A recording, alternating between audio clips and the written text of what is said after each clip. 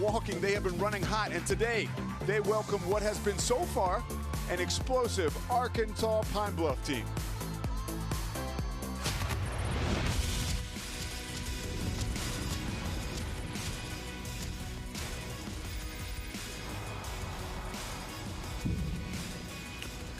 You are watching Big 12 now on ESPN+. A look right there at Boone Pickens Stadium here in Stillwater, Oklahoma.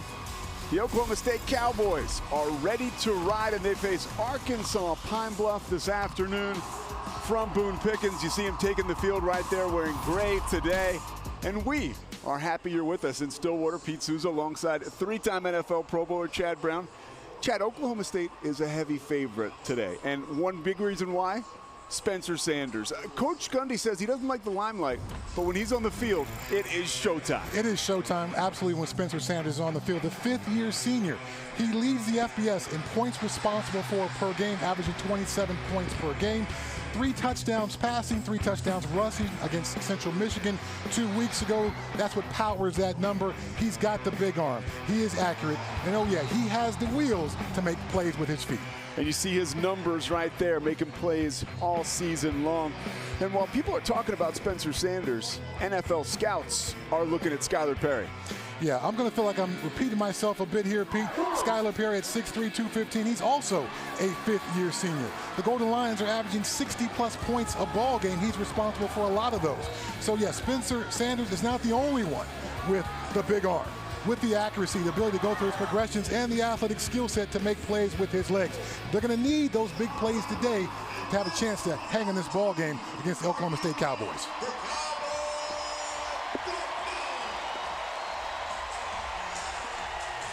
A sellout here in Stillwater, 94 degrees on the field at 6 p.m. local time. Set to kick it off is Christopher Thompson. For the Golden Lions, who are 2-0, averaging 62 points a game. They will start this game on defense. Arkansas Pine Bluff won the toss. They have elected to defer.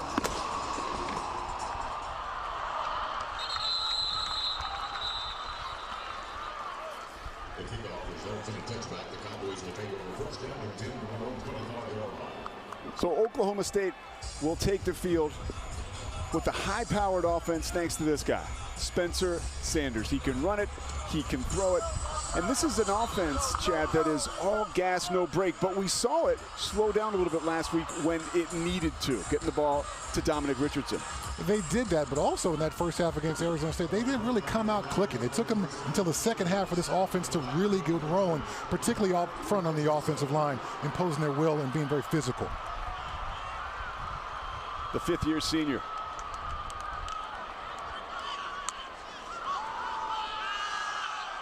Play action, looking for fireworks early. Down the field. And we've got a flag intended for Braden Johnson.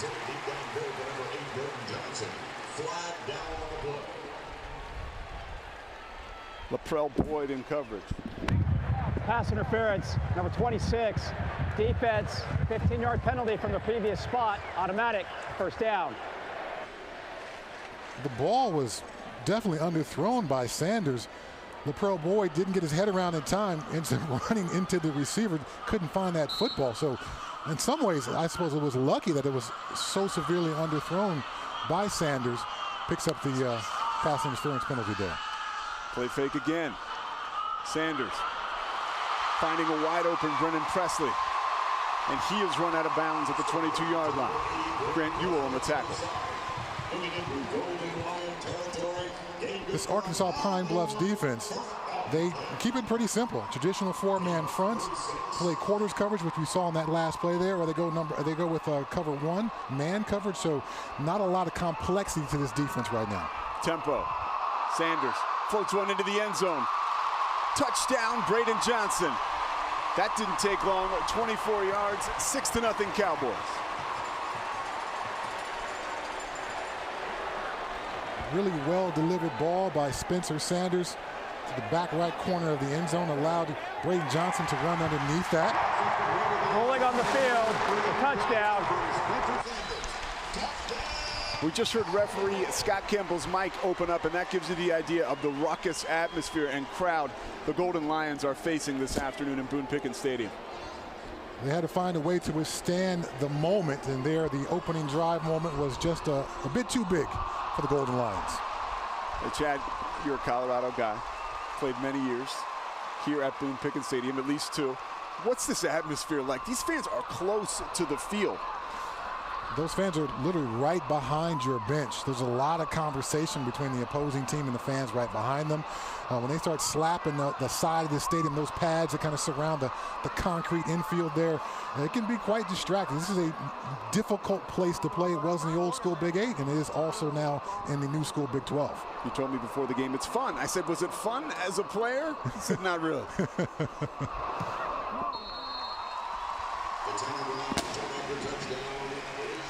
2 plays, 75 yards in all of 38 seconds. Tanner Brown puts the ball through the uprights, 7-0 Cowboys. Yeah, Spencer Sanders, plenty of time in the pocket, gets his feet set underneath him, delivers a great ball to the back of the end zone there. Spencer Sanders showing that skill set. I talked in the open about the accuracy. Oh, wow. Didn't quite see that on the live action. The ball kind of gets caught up in between both players there in the end zone, rolls into Braden Johnson's hands for the touchdown. Sometimes you want to be good, but it's better to be lucky than to be good sometimes as well. Well, that offensive unit has been good so far this season. You see right there how close they are to the stands. Support for the Cowboys, but got to be a daunting task for Arkansas Pine Bluff. You see John Paul Richardson right there with the big smile. Plenty of more work left for this Cowboys team to do as Braden Johnson off the touchdown. APB was already facing an uphill climb. Regardless of where they played, based on the skill set, there's a difference level in scholarships. The lack of depth is going to be an issue for them today, particularly with the heat here, especially down on field level. And then, oh yeah, this is a hostile environment as well to play in. Raycon Prince calls for the fair catch. Crowd here doesn't like it. They wanted to see some action.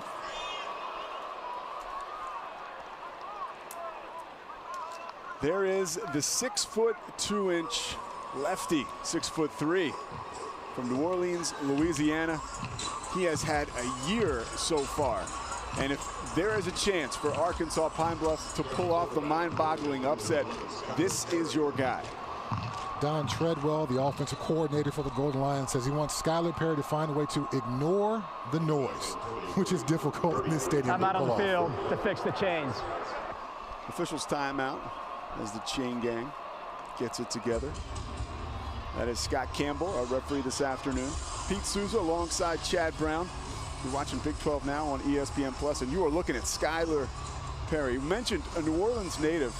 At 5 years of age, Chad, his family went away from New Orleans in the wake of Hurricane Katrina, moved to St. Louis, and then came back for high school. This guy knows about what it's like to fight.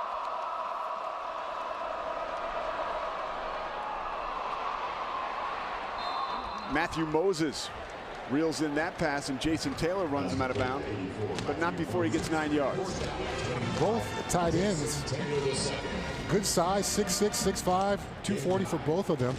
Tristan Ballard and Matthew Moses on that last pass reception. Those are guys who have the physical skill set to make plays against this Cowboys defense. Prince, first down. Kendall Daniels on the tackle after a 3-yard gain. We saw this last week. Arizona State offensively went right down the field and got a field goal against this vaunted Oklahoma State defense, especially the front four, I'm sure we'll get to in a second. Defensive coordinator Derek Mason talked about they have to find a way to start faster. Don't counter punch him first. The lefty trying to throw a haymaker there, out of bounds. Pass intended for one of the fastest guys on the team, Damian Dawkins. Coaches talked about they're expecting big things from Damian Dawkins. 5'10", 170. Definitely a guy with some wheels. Not the fastest guy on the team. Prince, who had the reception earlier, they said is not the fastest, but plays the fastest. There's a lot of inexperience, a lot of unknowns with this wide receiver core for the Golden Lions. I think that will be tested out here today. 4 wide receiver set.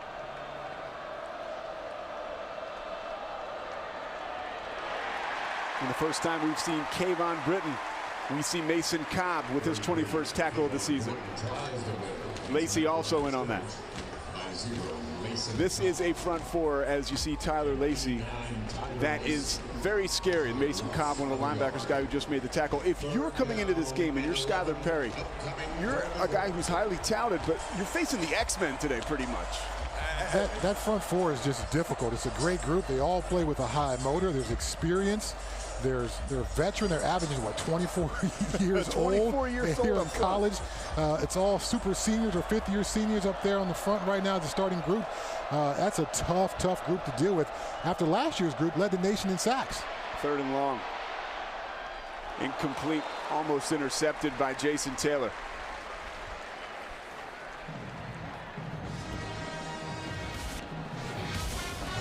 This is a look at that experience up front. Brock Martin, you see him on the far left, 23 years old. They call him Dad. And, you know, Sione Asi, who went on a 2-year mission to Canada after junior college before he arrived here. That's just a look a little bit at the experience you're working with. Yeah, we have yet to mention Tyler Lacey, who, of that star-studded group, is probably the best pro prospect and the most productive player up front for them. Ooh, kick is blocked. Oklahoma State. Coach Gundy says he was excited about special teams. That's an exciting play right there. Trace Ford with the recovery. Oklahoma State up 13-0. When you put teams together from different levels of football, mainly you can tell on the offense and defensive lines, and in special teams as well, it also shows up.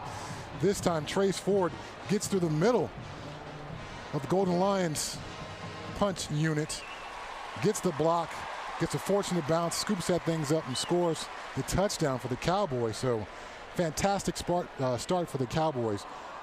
Special teams touchdown, quick offensive touchdown, already down 13 points of the Golden Lions with just a couple of minutes left in the ball game. A DIY touchdown for Trace Ford. Blocks the punt and recovers it himself. Ford had 2 ACL tears last year.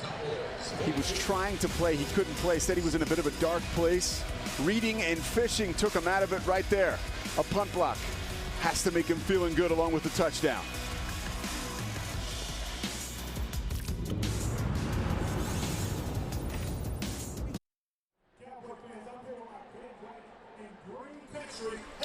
Mike Gundy, in his 17th year in Stillwater, notched his 151st win last week at home against Arizona State, his team's 10th straight win at Boone Pickens Stadium. How about the track record of consistency for Mike Gundy? Oklahoma State has been an AP top 10 team in 11 of the past 15 seasons.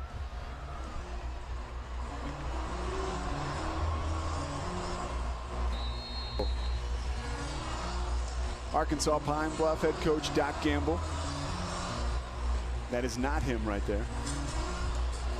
He's a big defensive line coach. Yeah, that was Thomas Coach Sims. Yes. It's a Pittsburgh guy. Raekwon Prince going to take a knee.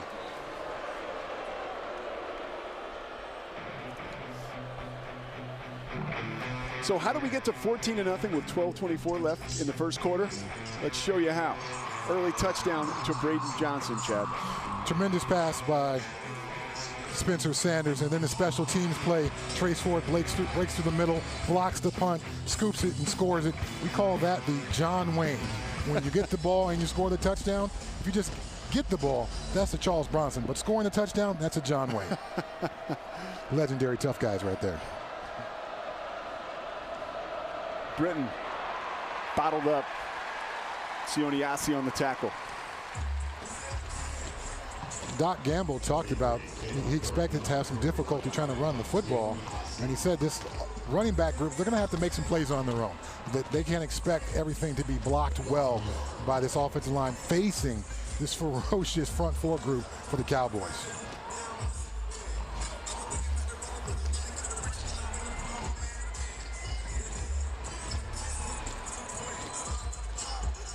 Second and 11 coming up. Golden Lions taking their time. Play clock running down. The lefty from New Orleans gives it to Kayvon Britton, who shows some burst before he's tackled by Jason Taylor, and a 15-yard gain. Good job up front by the Golden Lions. Nice nifty move by the running back as well by Britton to make the linebacker miss on the second level. Ends up being an explosive play, and that's been a bit of an issue for this Cowboys defense. As good as they have been up front, as good as they are on third down, they have allowed chunk plays in the first two ball games.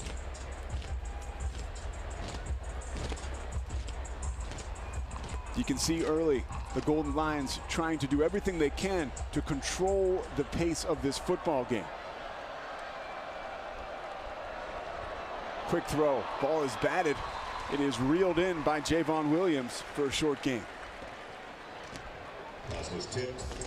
An RPO there. Nice read by Skylar Perry. Even with the tipped ball, still able to complete the pass. Again, they've got to win on first and second downs. They can't allow third and long situations, because at that point, this front four, these edge guys for the Cowboys will just simply overwhelm the offensive line for the Golden Lions. Cowboy culture. This is a big part of it right here. Second and 4. Shotgun formation. Once again to a wide open Javon Williams, who was wrapped up by Mason Cobb after a gain of 7, and another first down for the Golden Lions. Linebackers kind of freezing for the Cowboys with the play action in the backfield back there. Skylar Perry getting that ball to his slanting Williams coming across the middle there. Little punishment on that route for Williams, but again, they'll take it. They're moving the sticks. They're starting to control the clock a little bit here. Nice methodical drive. They want to find a way to shorten this ball game. They want to have very long, slow drives. They're not looking for quick strike plays.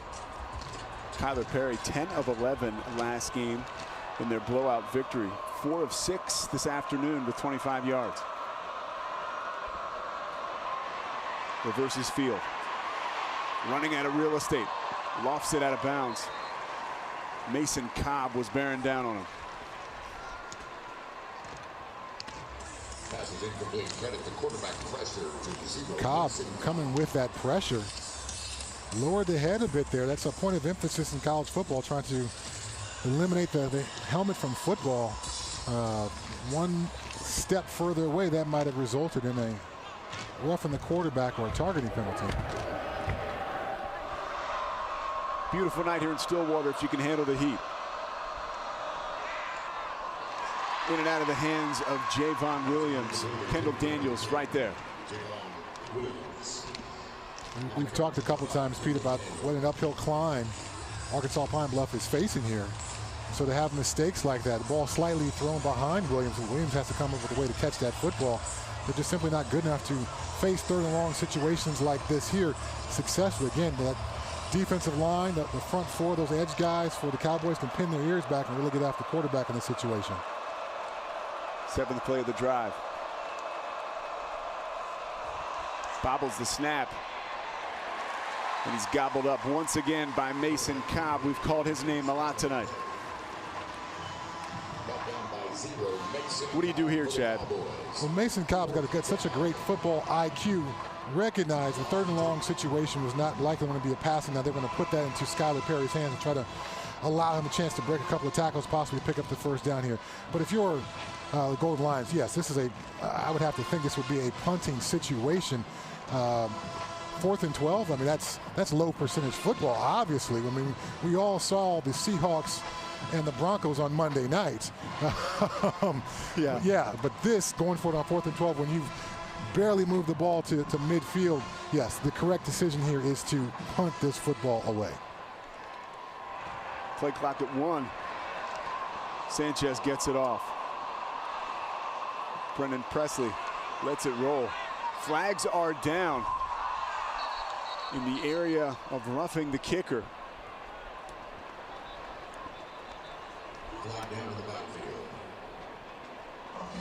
Sanchez still down on the turf. There was certainly contact after he got that ball off. Running into the kicker, number 4, receiving team.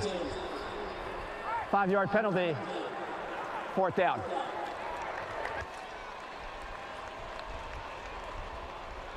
Jose Sanchez makes his way off the field. You like Nick that Martin call? just ran through the leg of Sanchez. Not much of an attempt to slow down. You can't make it that easy for the officiating crew. Arkansas Pine Bluff will decline the penalty. 1st down, Oklahoma State, timeout. The Cowboy coaches were very excited about seeing Nick Martin out there on special teams.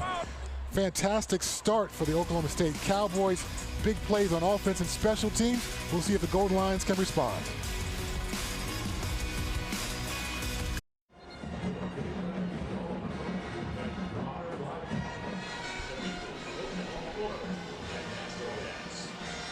You are looking live at Boone Pickens Stadium, and Spencer Sanders talking it over with quarterback coach Tim Rattay, who has helped his development so much, according to the Oklahoma State coaching staff. And there he is, Mike Gundy. 151 wins on his career. To your defense, both those guys know a lot about offense. We'll go with that. Pistol formation. Richardson. No gain. Alvin Smith, number 50, sets the edge for the Golden Lions defense. Didn't allow Cowboys to get outside. Really good job there. He's a preseason second-team all-SWAC pick. Defensive coach Jeff Burrow told us that Smith plays assignment football. He did right there. Javon Gray on the stop. Gremlins defense stepping up. On tackle 65. Sanders feeling the pressure from the outside. Bearing down on him was Juan Keith Aiken and Braden Johnson on the catch, and Sanders is hobbled. Yeah, Sanders looks to be a little stung by that hit by Aiken on the cornerback blitz there. Nice tackling in the secondary by the Golden Lions. Stopped Cowboys from converting. It's got to be a confidence-inspiring defensive series for the Golden Lions. They can go to that sideline feeling good about what they did up front, also what they did in the secondary. 32-year-old Tom Hutton awaits. Has cut his release down and his execution down to just 1 step and under 2 seconds a kick. Here's Raekwon Prince. And he 2 steps his way to the 35-yard line. Number 80, Raekwon Prince on the return. What do you want to see here if you're head coach Doc Gamble and offensive coordinator Don Treadwell? Kind of pick up where you left off that last drive. You had some movement.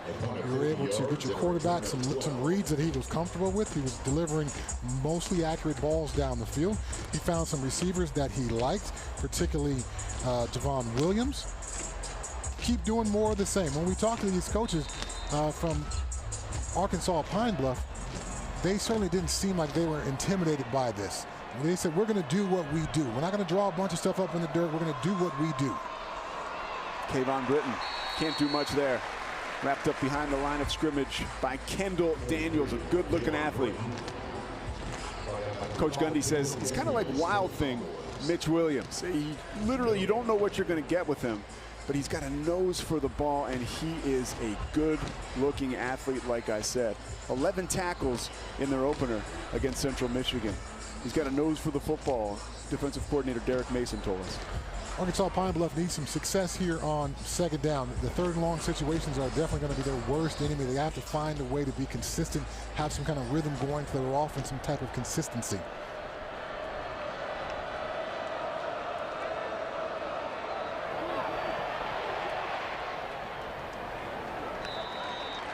Trace Ford basically mirroring every movement of Skylar Perry, forced to throw it out of bounds. Skylar Perry looking almost like he was trying to give a little give and go, almost like a basketball kind of play with the tight end who initially blocked and then released late there. Well defended by the Cowboys. Defenders understood the assignments. Who stays with the tight end, who's responsible for the quarterback. When both guys go for one guy, that opens that play up. Smartly defended by the Cowboys.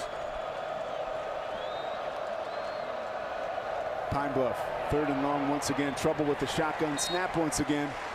And Perry falls to the turf well short of the first down.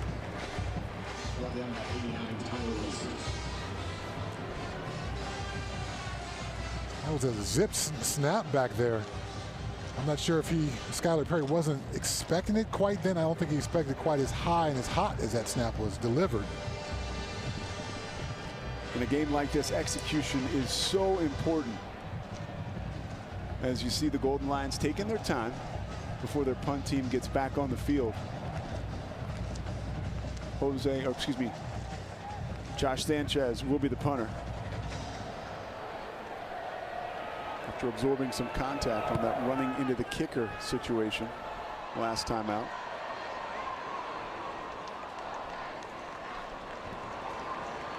Presley going to let it roll. Cowboys backed up once again. Timeout on the field. 66-yard punt.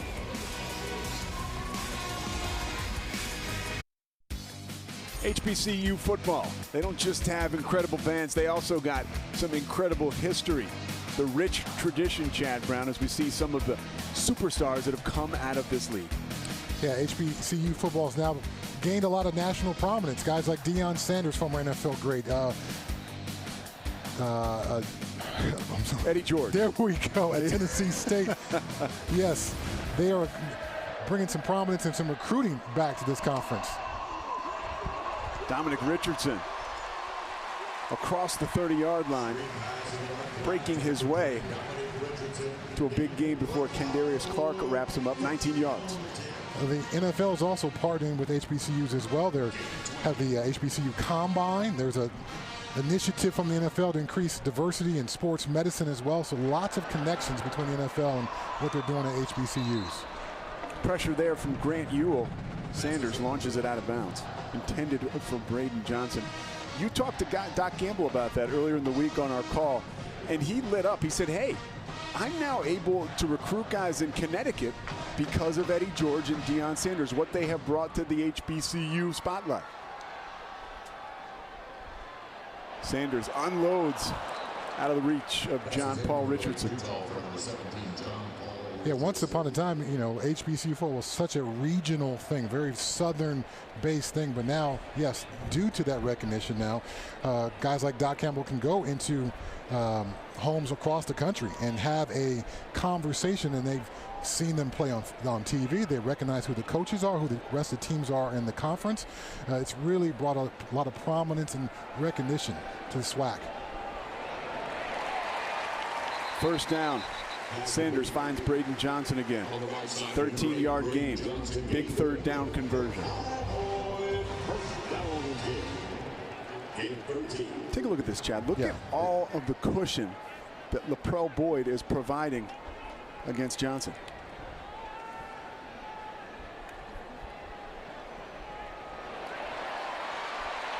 Dominic Richardson, shoestring tackle.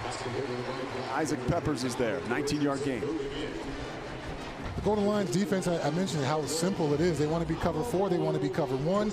This time it was Boyd who chases the receiver to the inside, doesn't see the back release out to the flat, who's then responsible for the flat. Cover 4 means there's 4 deep defenders back there. Boyd lost track of that, got himself a little too far inside, opened up a nice lane for Spencer Sanders. Arkansas Pine Bluff, first of the half. Pine Bluff going to call a timeout. Try to just take a deep breath. We talked about the 94-degree temperature coming into this game, and there's just more depth on the on the Oklahoma State side of the ball. The coaches talked about trying to be smart with their substitutions for Arkansas Pine Bluff, recognizing the temperature, recognizing the fact there's going to be an uphill climb, trying to constantly bring guys in and guys out of the game whenever it's a dead ball situation. That time there was a Arkansas Pine Bluff player halfway on the field, halfway off, wasn't sure whether he was supposed to go on or off. Those are the kind of issues that crop up when you're trying to do those mass substitutions. This season, you don't have to wait for the weekend to watch head football coach of Oklahoma State, Mike Gundy, and get your Big 12 football fix. Introducing the Big 12 Football Weekly Show presented by Old Trapper Beef Jerky. It features highlights, breakdowns, and special guests. If you're a Big 12 football fan, it is a can't miss. 1 hour long, available at 7 p.m. Central every Wednesday, only on Big 12 Now and ESPN+.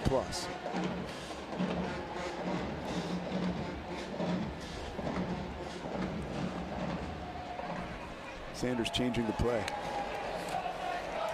Richardson finds daylight, wrapped up by a posse of Golden Lion tacklers. Looks like that was Isaac Peppers leading the charge there. I'm sorry, that was Raylan Woods. Both he and Peppers are the inside linebackers. They're not afraid to bring both of those inside linebackers on blitzes. So they'll go to that from time to time. Both guys are coming on this play here. John Paul Richardson showing off the hands and the fancy footwork. Another first down, 14-yard gain.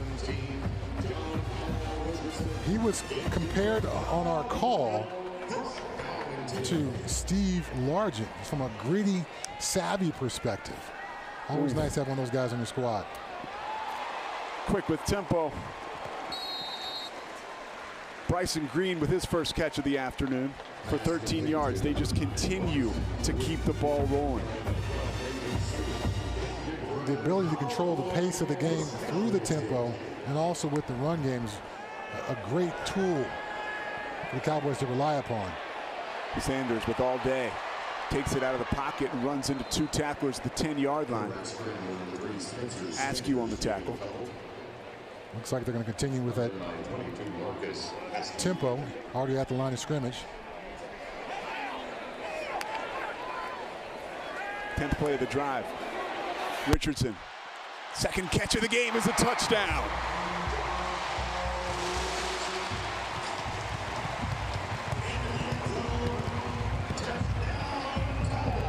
A drive that started on the 13-yard line for Oklahoma State ends with a John Paul Richardson touchdown. He opened up the season with a 47-yarder against Central Michigan, and that is his third touchdown of the year.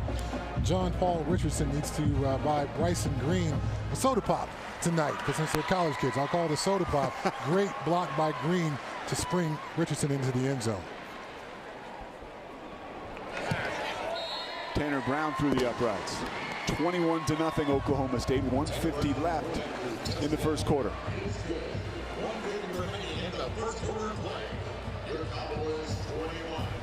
Nice pass by Richardson. You'll see great block there that springs Richardson into the end zone. Green really stuck to the Golden Lions defender there. Gave John Paul space to go with that football on the inside and cut it back out for the touchdown. All the pieces of the puzzle working together. Those swing passes do not work well without the blocking down the field. And we talked to Coach about his feelings. Spencer Sanders passing him on the Oklahoma State record books. He just said, you know what, I love the kid. I love the kid. I think it was Coach kind of trying to defend his turf a little bit there. Yeah, we asked him if he gave him a hard time about it. He said, not yet, but he said, I will when he closes in on me. That's as far as the wins were concerned. Sanders has 26 wins all time, trailing Coach Gundy and Mason Rudolph, but you just saw him go past him right there with his 58th touchdown.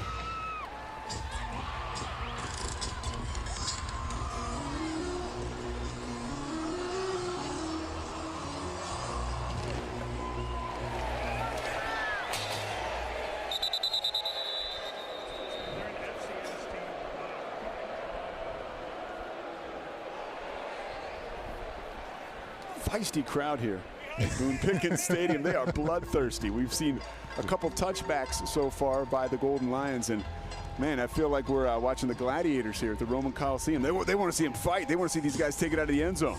The coaches talked this week about wanting to see some of these young guys on special teams, particularly some of these young defensive players. So the crowd heard some of that in press conferences, and they want to see those young guys run down and make plays on special teams. So when the Golden Lions don't bring it out, it's a little disappointing for them. Perry uncorks one down the field, just off the hands of the fastest guy on the team, Dawkins. Kendall Daniels is there. Daniels had good coverage, but it was a well-delivered ball by Perry. Dawkins needs to come down with this. You know what acronym I'm going to go to here. MOBP, missed opportunity for a big play. When that thing hits you in your chest like that, you got to find a way to come down with that. Particularly, again, this is going to be an uphill climb for the Golden Lions. Everyone knew that you can't have a big play like that just evaporate because you don't squeeze that football to your chest. Dawkins, the sophomore from Potomac, Maryland, sure wishes he could have that one back. Another high and hot snap to Perry. We got a difficult time corralling that. There's just some of these elemental issues that are causing the Golden Lions some big time problems here. The center quarterback exchange, that's what starts every offensive play. You want that to kind of be a no-brainer. And so far it's causing drama, it's causing timing issues with this offense, and certainly Skylar Perry can't get into his quarterback mode, looking down the field, diagnosing coverages, things like that, if he's worried about just catching the snap. This is a Golden Lion team that has blown out its opponents so far this year. They're in an interesting situation, having to go third and long a lot.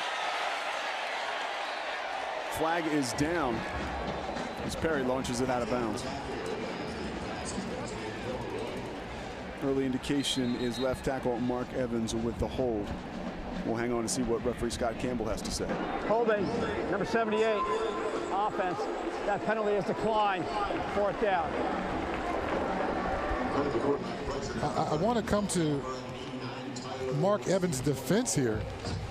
Your quarterback just can't keep dropping back further and further in the pocket. As an offensive lineman, you want to push that defender around the edge. If he just got a straight shot to the quarterback who keeps losing ground, your quarterback's not helping at that point. So Mark Evans needs to have a conversation with Skylar. Hey, man, step up into the pocket. Don't keep stepping back. Give me a chance. Play is blown dead. Timeout, Arkansas Pine Bluff. 2nd of the half, 30 Coach seconds. Scott Gamble and Arkansas Pine Bluff going to talk it over. Coach Gamble said, go ahead, Jack. I was going to say the long snapper on punt is certainly having a difficult time getting the ball back to the punter with any real timing to it. It's kind of a softer, almost toss kind of snap. And that's what's enabling the Cowboys punt rush team to get so much penetration back there. It's taken such a long time for that snap to arrive to Sanchez, the punter. Sanchez only had to punt one time last week in that blowout against North American.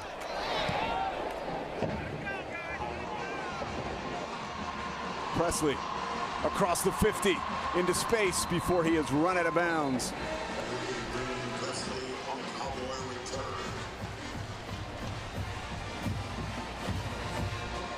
Best starting field position of the day for the Cowboys. Presley almost uncorked one last week for a touchdown in the return game. Was close there too. How about those numbers? Those are good numbers. 9-11, 149, 2 TDs for Spencer Sanders, and he hasn't been really exceptionally sharp today. He's been good, he's been clean, he's been efficient. There's also those 2 incompletions which weren't good, well-delivered footballs. Yeah, sneaky 9 for 11. Plenty of time now. He's going to go right through the front door with that one. Touchdown, Braden Johnson, 42 yards. Braden Johnson just ran past Kyle Knox. Kyle Knox was a young player that they talked about from Arkansas Pine Bluff who needed to step up out there today. This time got to step by for the touchdown there, got ran by for the touchdown. Just simply not the speed and ability to run with Braden Johnson. We saw Oklahoma State come back or at least kind of steady the ship against Arizona State through running the ball last week in the second half, but they've had the fireworks going so far. It's been an aerial show put on by Spencer Sanders, no doubt.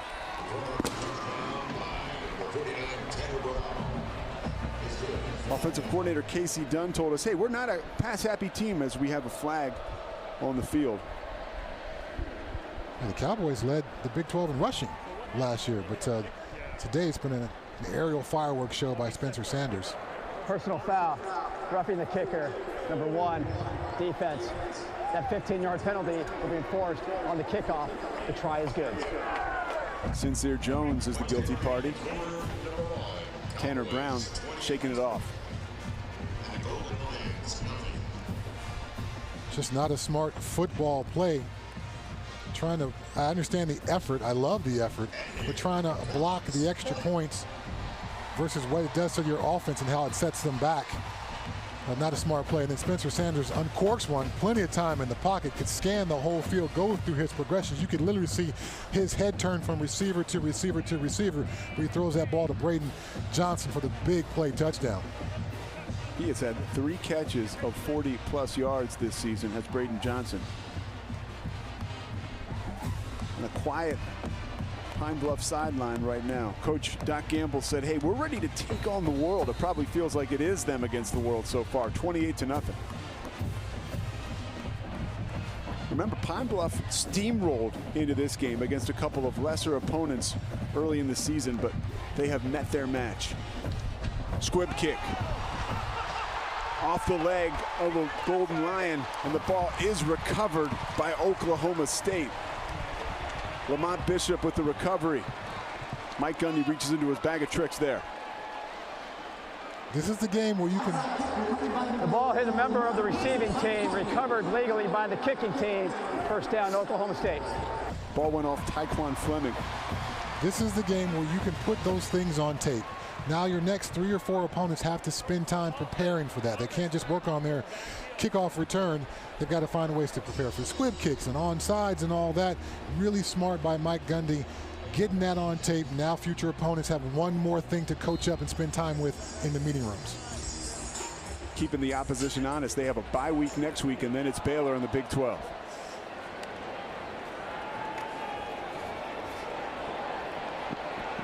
Sanders directs traffic, and he is wrapped up right there. Isaac Peppers again on the tackle. Good job by Peppers coming up, recognizing the sideline was his friend there, breaking down in space, giving Spencer Sanders no place to run with that football. And also good job by the secondary for the Golden Lions. They've been beaten a lot today, but that time there was no open receivers down the field for the Cowboys. Sanders again, looking for the knockout blow. Flag is on the field. As of right now, about a 1-yard gain. Holding, number 61, offense. 10-yard penalty from the previous spot. Still second down. So as Oklahoma State goes in the wrong direction, thanks to Jake Springfield right there, Arkansas Pine Bluff has to feel like they're moving in the right direction, Chad. They've had spurts here. They've had a good defensive series or two. They've had a couple of offensive plays, but they've yet to really string anything cohesive together.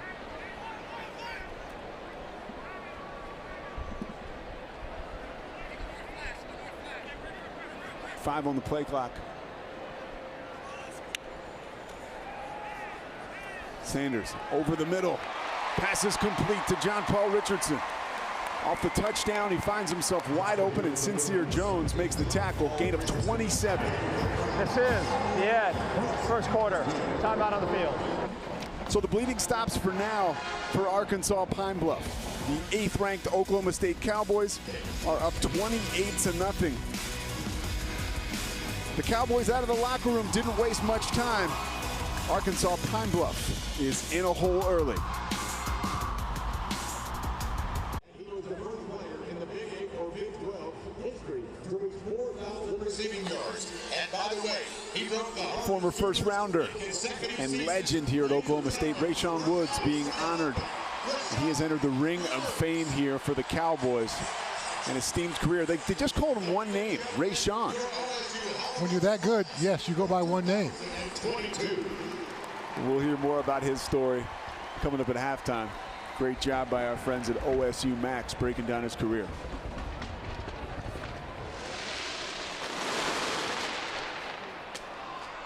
Spencer Sanders feels the heat, flips it out of bounds. Isaac Peppers laid the wood. Not too late. Sanders is looking for a call. The play looked a little funny from the start, as if not everyone was fully aware of what the play call was going to be. Kind of a slow developing play there. See some of the mist on the screen. Pistol Pete letting go of some bullets, maybe prematurely. We'll call them blanks. 2nd and 10. Sanders, nice find over the middle. Brennan Presley, another catch. Peppers with a tackle. Peppers has been really active for the Golden Lions defense. This drive kind of stalling here for the Cowboys, facing a 3rd and long situation.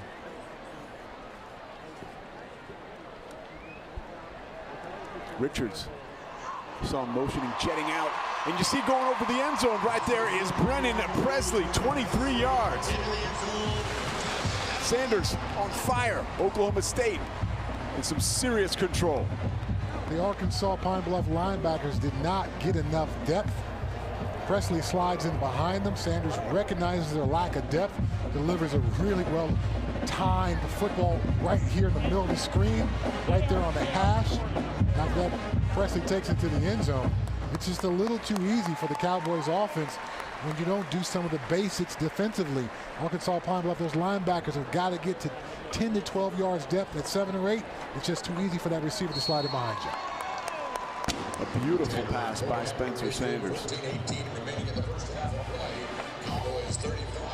35-0 in Stillwater for the 8th-ranked Cowboys, looking for their 11th straight win at Boone Pickens. Looking good so far. Right on the hash. You see those linebackers got a little too wide and not enough depth there. That's just so easy for a quarterback with the experience level of Sanders. I mean, heck, he's 6 wins away from being the all-time winningest quarterback at OSU. He's going to be able to pick apart your defense when you don't execute the basics, as the Golden Lions have yet to do really very often so far in this ballgame. Doc Gamble with his hands full right now.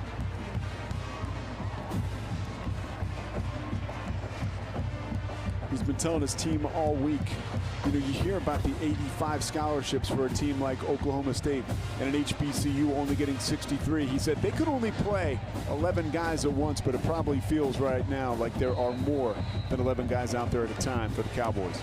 Yeah, that frown we see on Doc Gamble's face, that's far different than the smiles and confident air he had on the Zoom call we had earlier this week.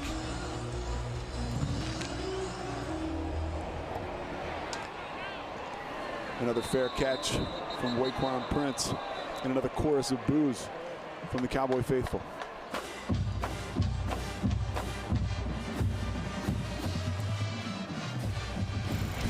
Well, Spencer Sanders on fire so far tonight. This is not the first time we've seen this. The 2nd player in Big 12 history to have 300 passing yards, 3 touchdowns, and 2 rushing touchdowns in 1 half.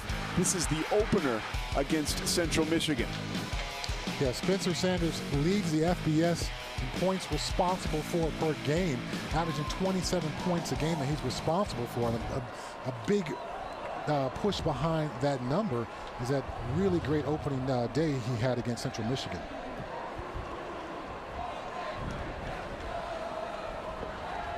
Eye-opening numbers. Yeah, that guy listed at the bottom there, Patrick Mahomes, he's doing pretty good in the NFL. So Spencer Sanders is certainly in some very good company with those numbers. Perry with time. Throws a strike out of bounds. That was a laser, but about 5-6 feet too high.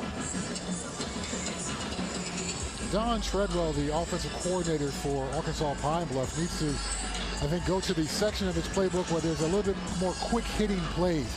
To ask this offensive line to hold up for that long a period of time with these slower developing plays, I don't think that's going to be high percentage football.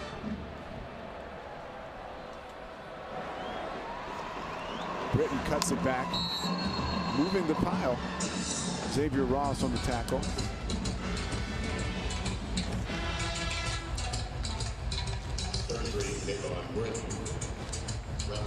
Facing a 3rd and 7, so it's not awful here on 3rd down. But again, the coaches talked about during the week when we spoke to them, you've got to find a way to win on 1st and 2nd down to prevent the 3rd and longs.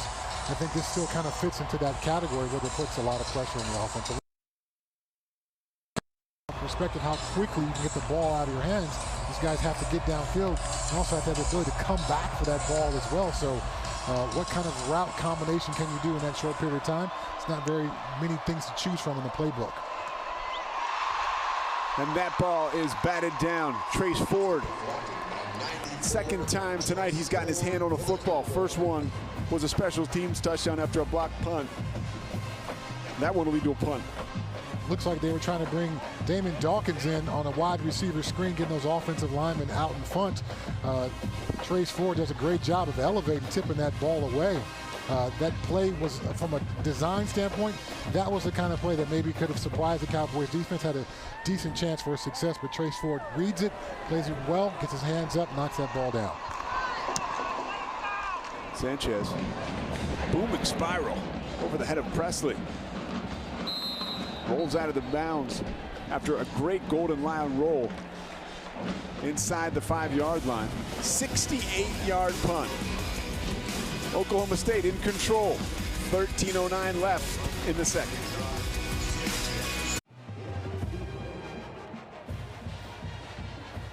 Coach Doc Gamble looking for answers as Coach Mike Gundy is looking for his 152nd career win in his 17th year at Oklahoma State. He has created a Cowboy culture here, Chad, that is unlike almost anything else in the country, let alone the Big 12. He's done a really tremendous job. Obviously, Stillwater is not the biggest of cities, so to be able to recruit players into this city and then retain them, particularly now with the transfer rules being what they are, almost every single year you've got to find a way to re-recruit all the players on your roster. Some of that is how you divvy up playtime. Some of that is the culture that you bring as well. So tip of the cap to Mike Gundy to be able to do that and do that consistently for such a long period of time. And speaking of Gundy's, Gunner Gundy is in the pistol formation in the shadows of the goalpost with Dominic Richardson in the back. Richardson across the 10, falls forward to the 12. I can't believe you just buried the lead like that. You say Gunner Gundy without giving some more detail. Go, please, fill us in, Pete, fill us in. Well, Gunner Gundy, it's funny. Gavin is the oldest Gundy, then Gunner, and then Gage. Gage is now a senior in high school. But he was a guy who had offers, in Division I football, but wanted to stay in Stillwater with his dad.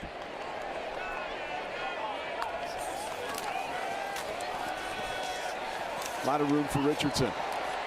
Cuts back. Javon Gray right there.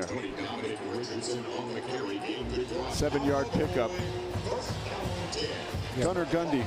Go ahead. Mike told us during the week, the coaches from other schools like UCF called him and said, hey, should we even try? Do we even try to get this guy? Or is it just locked up? Mike said, it's going to be up to him. And, it doesn't stop with Gunner. He's got Gage as a senior in Stillwater, quarterback, of course. Coach Gundy said, I've been at this for 30 years coaching quarterbacks. And my son Gage comes to me and said, hey, I need a quarterback coach. Can you give me a quarterback coach for the summer? I think you know a little something about that, being the father who's a coach, coaching your own. Yes, it's fascinating how even if as accomplished as Mike Gundy is, your kids always think that you're an idiot. Let's go someplace else because Dad doesn't know. Chris Rock used to say his kids would ask him, are you as famous as Kevin Hart?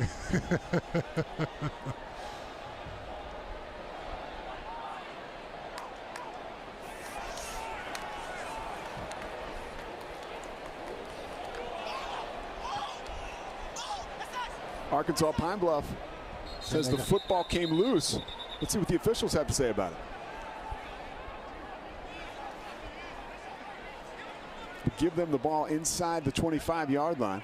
Trying to get that unpiled down there. First down. Like first turnover of the game. Rolling on the field, there's a fumble recovered by Arkansas Pine Bluff. First down. Rylan Woods with the fumble recovery for the Golden Lions.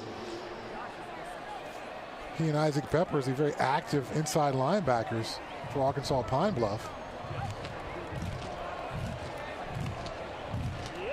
It looks like it was Peppers who stripped that football out once they got Richardson held up there. That's what you do. The second and third guys who come in for the tackle, you can either get an extra shot on the runner or somebody starts to rip at that football. That time it was Peppers just taking it away from Richardson.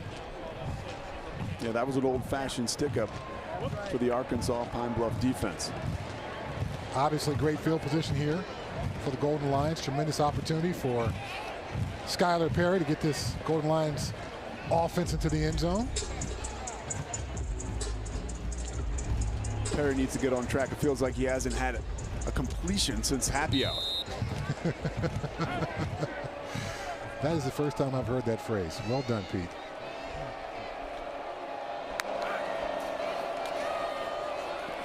Scoots to his right. Pass is incomplete. Jason Taylor in the coverage.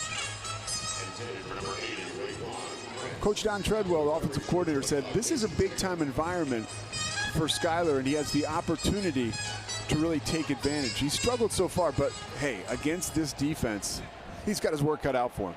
This is a really good defense. Obviously, the step up in football was going to be difficult anyway, but facing this particular defense, this defensive front, it's not an easy evening for Skylar Perry here. In the first two games, he showed great leadership and purpose and poise. He's played within himself, but yeah, things aren't just clicking here tonight against this great Cowboys D. No chance to click right there. Ball is knocked away by cornerback Jabbar Muhammad. Intended for Prince. Lamont Bishop also in the area. Perry gets his foot in the ground. One too many hitches with that hitch there. Doesn't give Prince a chance to corral that ball before Muhammad shows up. So those little kind of small things in Perry's game he needs to clean up if he's going to be able to play at the next level. That hitch, that half a second hitch, is the difference between a completion or a pass breakup like we saw that last play. Cowboys pinning their ears back here, 3rd and long. Once again, Dawkins through his hands. Second big drop of the afternoon for the sophomore. A little bit behind Hawkins. The ball was delivered by Perry there. He had one too many hitches. He gets to his drop, puts that back foot in the ground. The ball needs to be released then. He's got a tendency to stare at his receivers a little too long and hitch and hitch and hitch. That time the receiver runs too far across the formation. Makes it a little bit more difficult angle to deliver the football. Just some of those mechanical footwork things need to be cleaned up for Perry. 39-yarder coming up for Christopher Thompson, who kicked a 37-yarder last week. Pine Bluff. That's their last of the half. But first, Coach Don Gamble and company going to use their last timeout. 30 seconds. We've seen a solid job so far by the back seven of this Oklahoma State defense. There are worries about their cohesion and their ability to communicate. I talked to you about it before the game. They've got a lot of new players in that back seven for Oklahoma State, and you said it takes time for everybody to gel together, no matter how good you are. The communication aspect is the most difficult aspect to get together. Everyone recognizing the same thing, everyone communicating that. Once the offense goes with emotion, what are we checking to? Make sure that's communicated clearly to everybody. You don't want to be that guy who gets to the sideline and says, Coach, I didn't hear the call. I didn't get the call. So that's the last piece of the puzzle for a unit, particularly a secondary unit, to come together. 39-yarder blocked. Picked up.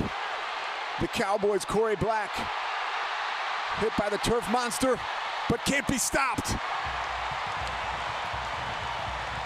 Another special teams touchdown for the Oklahoma State Cowboys. The junior from Waco, Texas, making the big play this time.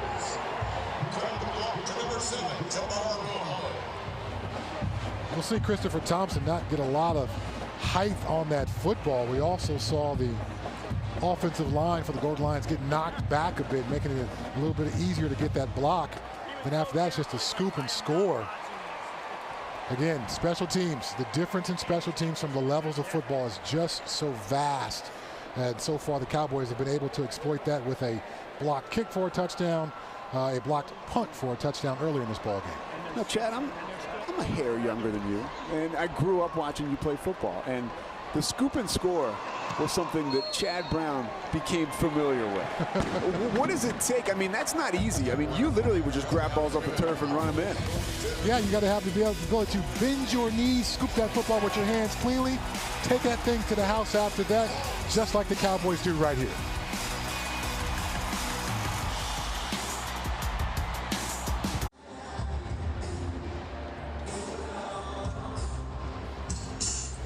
Pistol Pete obviously having a good time. 42-0 Oklahoma State.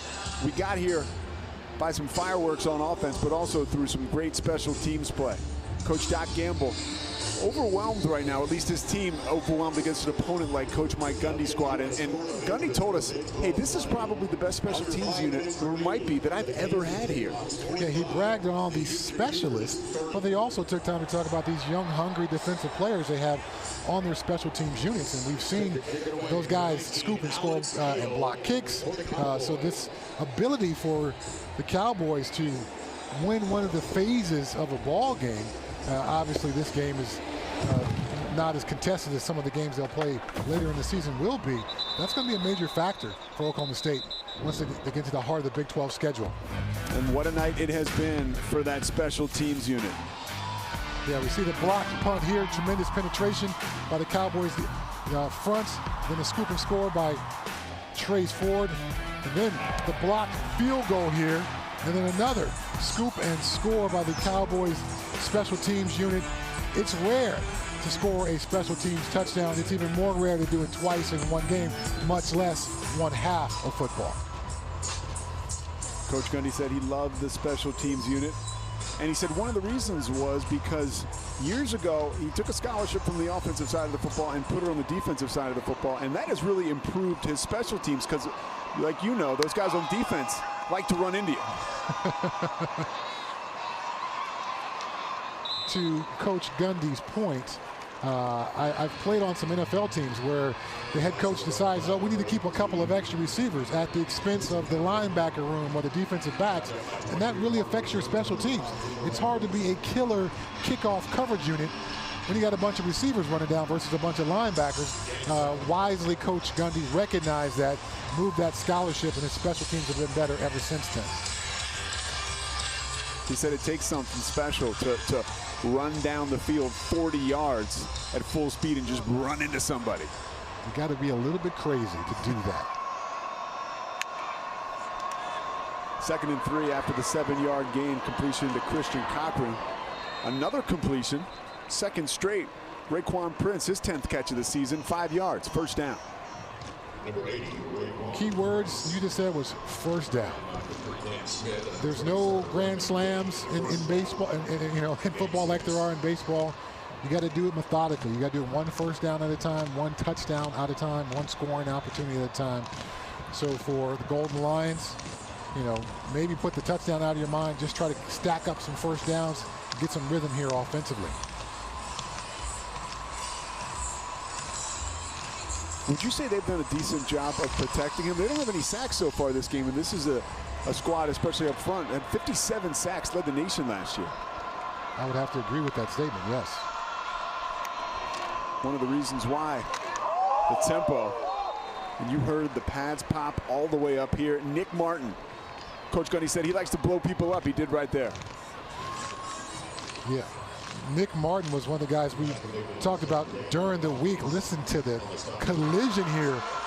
Nick Martin just plays violently. He will strike you. Oh my goodness. Yes. Coach Gundy called him a violent and physical player.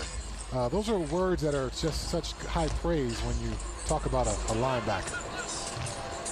Spencer Sanders, we had Spencer Cam right there. Really enjoyed that collision.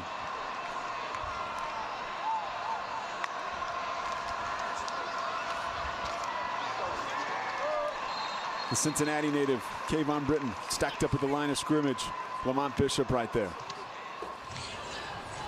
And there is Nick Martin. Nick Martin, 6 feet 215. The redshirt freshman from Texarkana, Texas. Core special teams guy. He's a special teams captain for tonight's game. Active, fast, physical. I think you want your linebackers to arrive at the point of contact with bad intentions.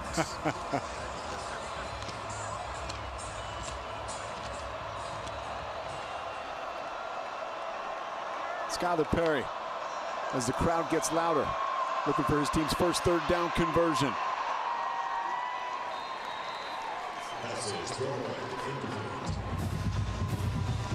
Fourth down coming up. Perry's numbers haven't been good for a number of reasons. Obviously, this Oklahoma State defense is talented. Receivers aren't creating a lot of separation down the field. He doesn't give himself a lot of chance when he continues to go backwards out of the pocket. Doesn't allow his offensive line to do anything and push the oncoming rushers past him. He's got to step up into the pocket. That's where that time is going to be had, not dropping further deeper into the pocket. Sanchez. Presley calls a fair catch after the 40-yard punt. Timeout on the field. We'll head to break. Skylar Perry. 42-0.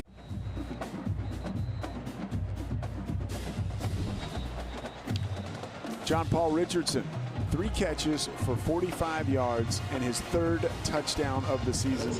This is a guy who's got some great bloodlines. His dad played at A&M. Look at him playing for the Oilers. But you see that guy to the left bearing down on him? The guy wearing number 94, the Steeler jersey?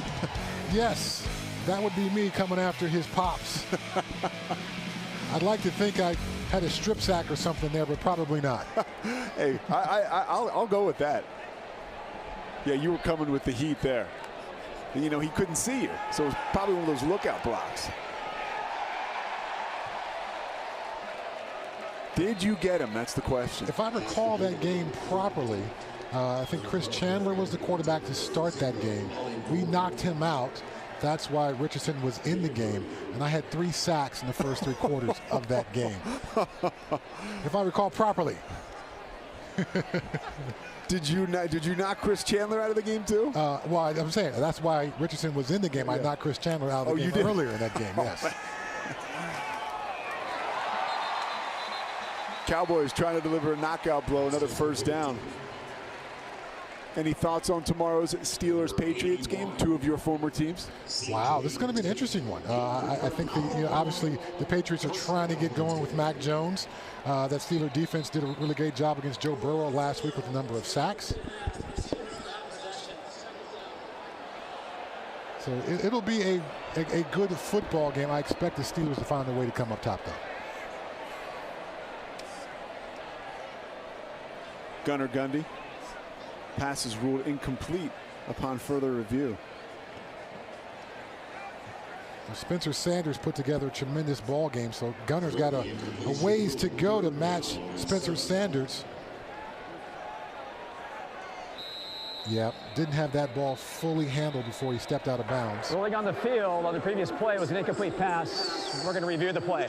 So they'll take a look at it. The last Gundy to complete a pass, if that stands, in an OSU uniform was, of course, Mike Gundy back in 1989, 31 years ago.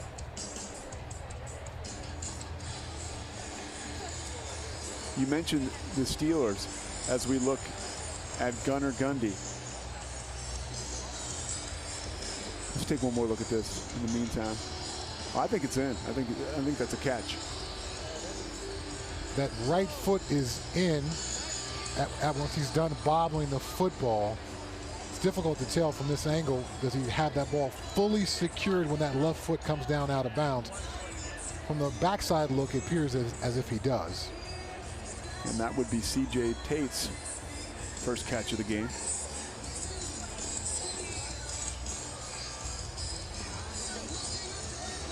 Referee Scott Campbell getting a look at what replay official Jeff Hansen is showing him. Word from our production truck is that they are working to see if the ball was juggled at all. I definitely saw a bobble, but the question is, does he have firm control over it when that right foot comes down in bounds, or is he still struggling to gain control when that left foot comes down on the white paint and therefore out of bounds? Because he doesn't catch it cleanly. There's definitely a bobble with the catch. He's still kind of juggling the ball. Right foot is down, then the left foot comes down out of bounds. It appears as if that right foot is in bounds, but it's certainly pretty close. Not enough to overturn it from the naked eye up here. That is C.J. Tate. And Gunnar Gundy with the completion. Back to Mike Gundy and the family atmosphere he creates here at Oklahoma State. Just, you look at so many guys on the roster with ties. After review, the ruling on the field stands. Incomplete pass, 3rd down. So they will call it an incomplete pass, which brings up 3rd down. But Coach Gundy, I mean, just has so many guys who played here, and then their dads played here, or their brothers played here. And that is the gift that keeps on giving, that cowboy culture. That's how you keep that culture going when and that's not rebuilt from year to year. It just is sustained because there's so many folks who are familiar with how it all works and what the expectations are. Pass off the hands, intercepted by Nathan Seward. The veteran cornerback comes up with the 2nd turnover of the night for the Golden Lions. Rolling on the field, intercepted, 1st down, Arkansas Pine Bluff. Some pretty good zip on that ball from Gunnar Gundy. Goes through his receiver's hands. And the exciting Braylon Presley, brother of Brennan Presley, couldn't hang on to it. Another great opportunity for the Golden Lions. Tremendous field position here. Gunnar Gundy threw that ball with a lot of zip. I think his receiver would prefer a little bit more touch on that football, considering how short that pass was. At the same time, as a receiver, you can't let that happen where it goes through your hands in that way, gets popped up for the interception. But Gunnar Gundy, that is a tremendous quarterback name. Just be clear about that. Well, and you got the 12 gauge coming up behind him, Gage Gundy. The southpaw tries to strike. Passes out of the reach of Christian Cochran. Kendall Daniels there. The Arkansas Pine Bluff coaches told us during our call this week that they knew they were going to be a little outmatched on the offense and defensive lines, but they thought their skill positions, some of those guys could actually play at Oklahoma State, was a phrase we heard during that call. But so far, from a receiver standpoint, I've really yet to see any separation down the field. These inexperienced defensive backs from the Cowboys are so far really holding their own.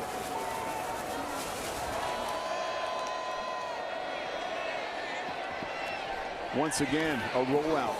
Nice catch by Matthew Moses, who extends the 6'5" junior. Reels it in, 8-yard gain.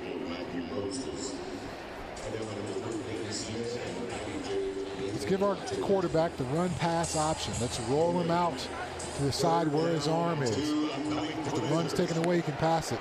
Trying to give your quarterback those options, making things a little bit easier, the decision-making a little bit easier for Skylar Perry.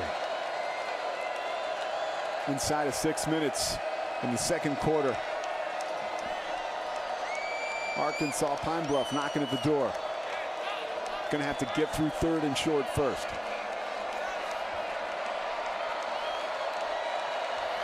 Crowd building.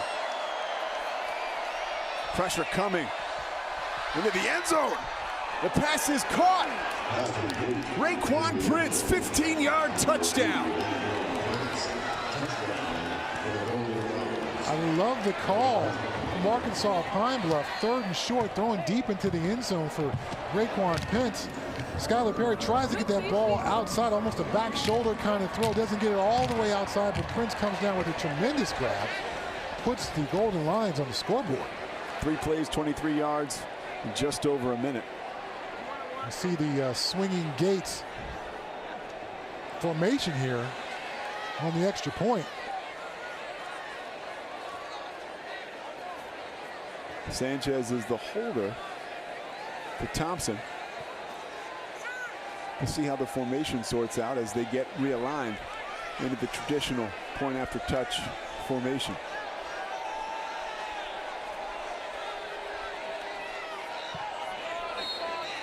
You can feel the energy still in the air here at Boone Pickens Stadium. Obviously in control, 42-7. As we take another look, you got to see this catch if you're moving around at home. Take a look at your screen right here. Raekwon Prince, little David Tyree action. 42-7. Cowboys in control.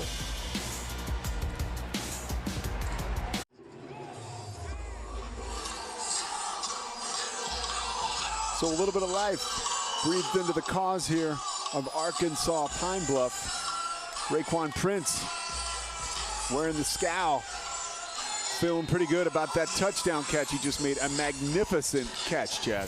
A really fantastic grab. That ball wasn't well delivered. I believe he thought it was going to be a little further outside. He certainly left himself some room to get to the sideline when that ball was thrown outside. Ended up being right kind of on top of him. Spun back inside. Ended up using his shoulder pads and helmet to come down with that ball. But, you know, it doesn't matter how you catch it. It's Golden Lions touchdown. Got them on the scoreboard. And here comes the return group. Kale. Let's take another look at this great catch. I believe Prince is expecting that ball to be delivered outside. Has to kind of turn back inside to come down with it. Cocked it right there in between his shoulder pads and helmet there. Yeah, to your point, Pete, a little David Tyree. Nicely done by Raekwon Prince. 12 catches on the season. Ray Gay, special teams performer, was victimized there in the corner of the end zone. Cale Cabanis on the return. As we get back to the issue at hand. Run out of bounds is Jaden Nixon. Forced down by number 5, Isaac Peppers. Little tempo.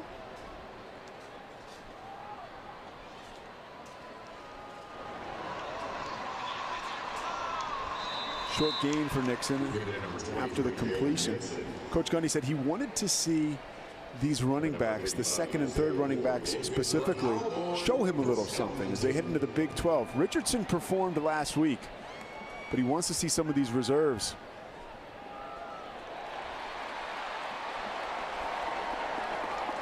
Gunnar Gundy keeps it going. Stephon Johnson on the catch for an 18-yard gain. Yeah, Coach Gundy specifically talked about Jaden Nixon and Ollie Gordon, saying they needed to grow up a bit. He wanted to get them some touches here tonight, get those guys prepared for Big 12 action. 1st and 10. Inside Pine Bluff territory. Gundy showing off the wheels before he dives forward to another first down. 11-yard gain. Flag is down. Holding, number 66, offense, 10-yard penalty from the previous spot, first down. I think it is a prerequisite in all levels of football now. If you're going to be the referee, you've got to do curls. You got to be jacked, man. The game. Scott Campbell, certainly a little veiny and vascular, a little pump. Looking good out there, Scott. There you go. Keep working that arm. 1st and 20 after the penalty.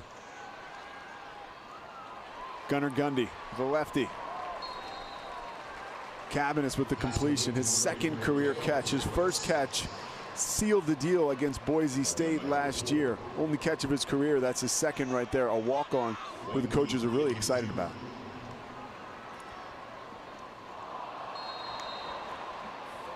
Cabanis may be a little too excited right there.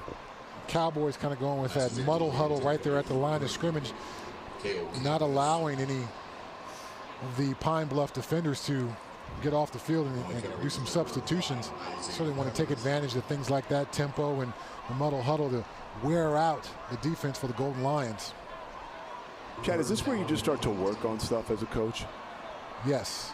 You begin to have that conversation over the headsets with your coaches. What do we want to see? Who do we want to see on the field? What are the things we want to show our opponents? What are some of the things we haven't done well in previous games that we want to get some work on, we want to put on tape? Johnson, another catch, really working that out pattern.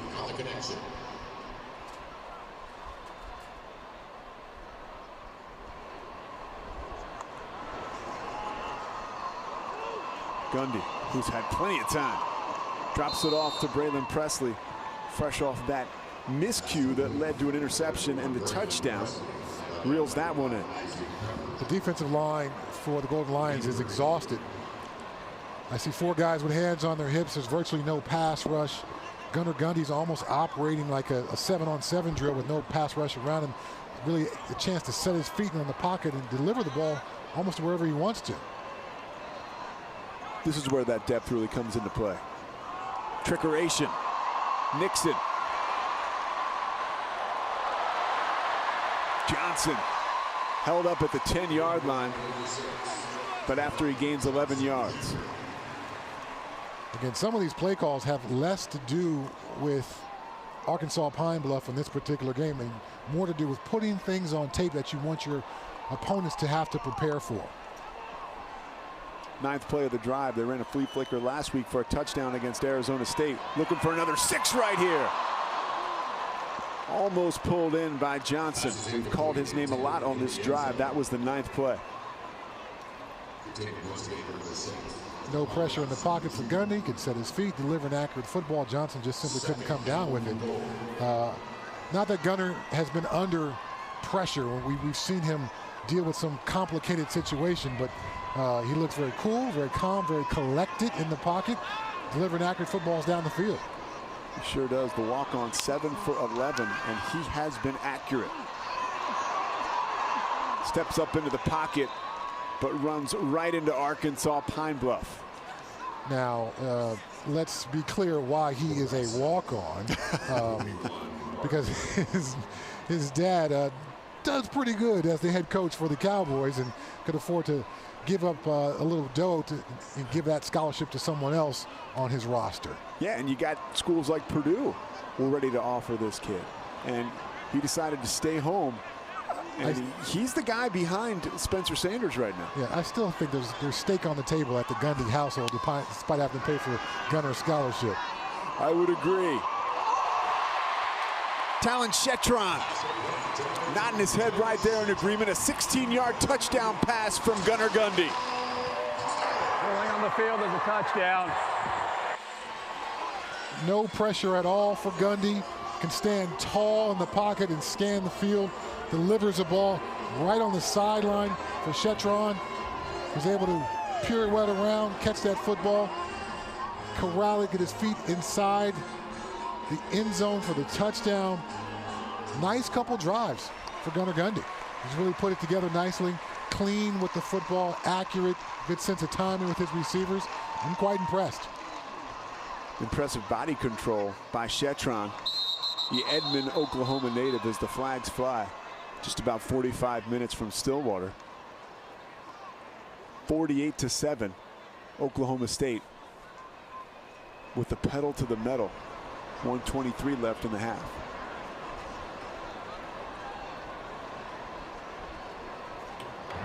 Delay a game. Number 36. Defense mimicking the snap count. Half the distance to the goal. Retry. What goes on there, Chad? As a defender, you're not allowed to simulate the snap count. And when you do that, is a delay of game call. We saw a Golden Lion defender run into the kicker earlier in this game. Some of these things, you're down at this point by 40 points. Do you think this one play is somehow going to turn the tide of the game for you to pull out this illegal tactic at that point? It's just poor decision making, poor discipline for the Golden Lions.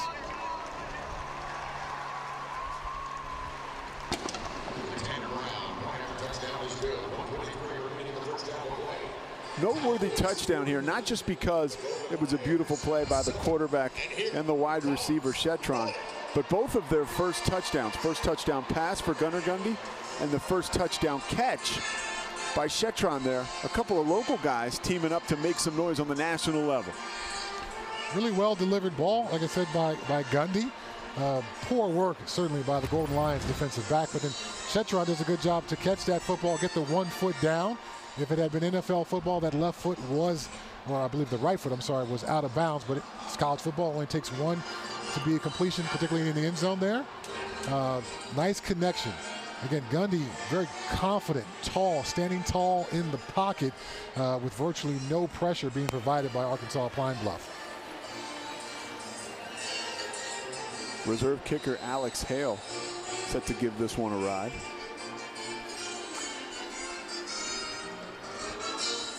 And Prince, fresh off of catching a big touchdown for the Golden Lions, awaits.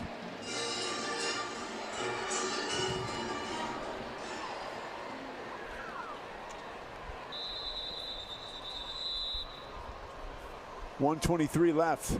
Arkansas Pine Bluff back on the field. The crowd is still booing when the Golden Lions don't take it out of the end zone on the kickoffs. Not as loud as they were earlier, but there's still some folks who I think want to see those young special team guys get down and cover a kick. There's Ray Gay, one of those special team standouts. Yeah, a pesky crowd tonight here in Stillwater at Boone Pickens Stadium. You played when this was called Lewis Stadium. Yes. About 5,000 people smaller. Still a beautiful facility now and then. Pass completed to Javon Williams, his 4th catch of the evening. Perry staying in rhythm. Coming up on a minute left in the second half, or second quarter rather.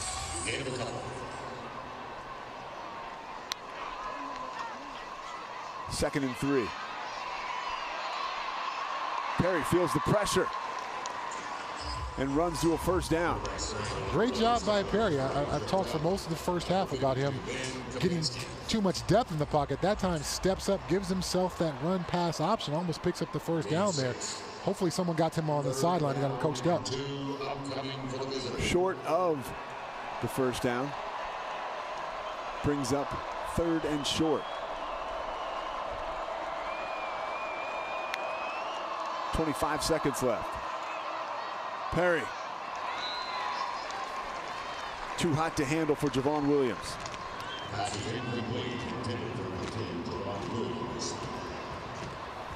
When you've got a quarterback who's struggling with timing and things like that, trying to throw from the middle of the field to outside the numbers, unfortunately, that's just low percentage football. You want to give him options in between the hashes, shorter, straighter throws where the timing of it isn't so much of an issue. Once you go outside the numbers, you give an opportunity to be picked off. You see Doc Gamble there talking to his quarterback, pointing out there was somebody open on the inside. You shouldn't have been throwing that outside. Sanchez, who's had a kick block, gets that one away and moves Brennan Presley back to his 15. Nice special teams work by Arkansas Pine Bluff with 9 seconds left, 52-yard punt. Raylan Woods, who's a standout inside linebacker for Arkansas Pine Bluff, doing a tremendous job covering that punt there. You go into halftime as Mike Gundy and the Oklahoma State football team. What are you looking to accomplish in the second half? No matter who's in the game, we are still going to play Oklahoma State football. We're going to execute our offense. We're going to be sound on defense. We're still going to play with energy. Energy level doesn't change. The effort doesn't change regardless of who's in the game.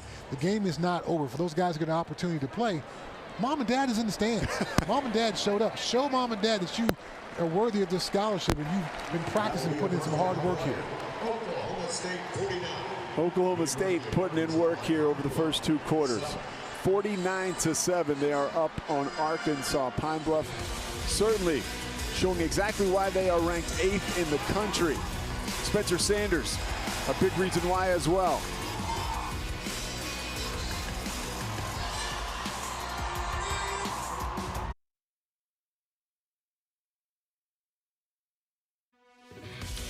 Friday night, 5 new members were welcomed into the Oklahoma State Hall of Fame. The first class to be inducted since 2011. One of those Cowboy greats, wide receiver Rashawn Woods. The school's 2-time first-team All-American and all-time leader in receptions, receiving yards, and receiving touchdowns. Here's a closer look at one of OSU's all-time best.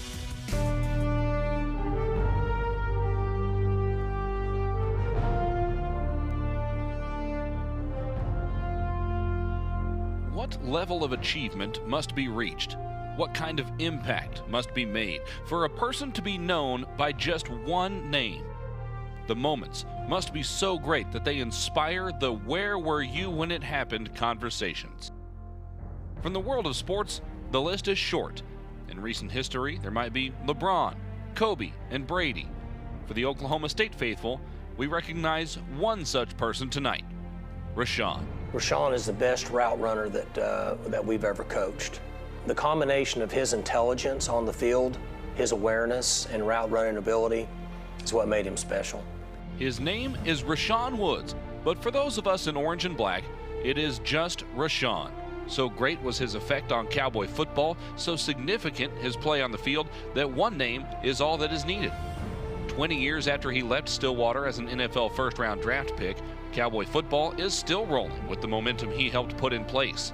It is more than coincidence that the most successful era in the history of Oklahoma State football was kick-started with Rashawn Woods' arrival on campus. Some players play much faster on the field because they think fast, and some guys rely on ability. He had that rare combination, and after he was here a year and a half, 2 years, about that time, we could tell he was really special.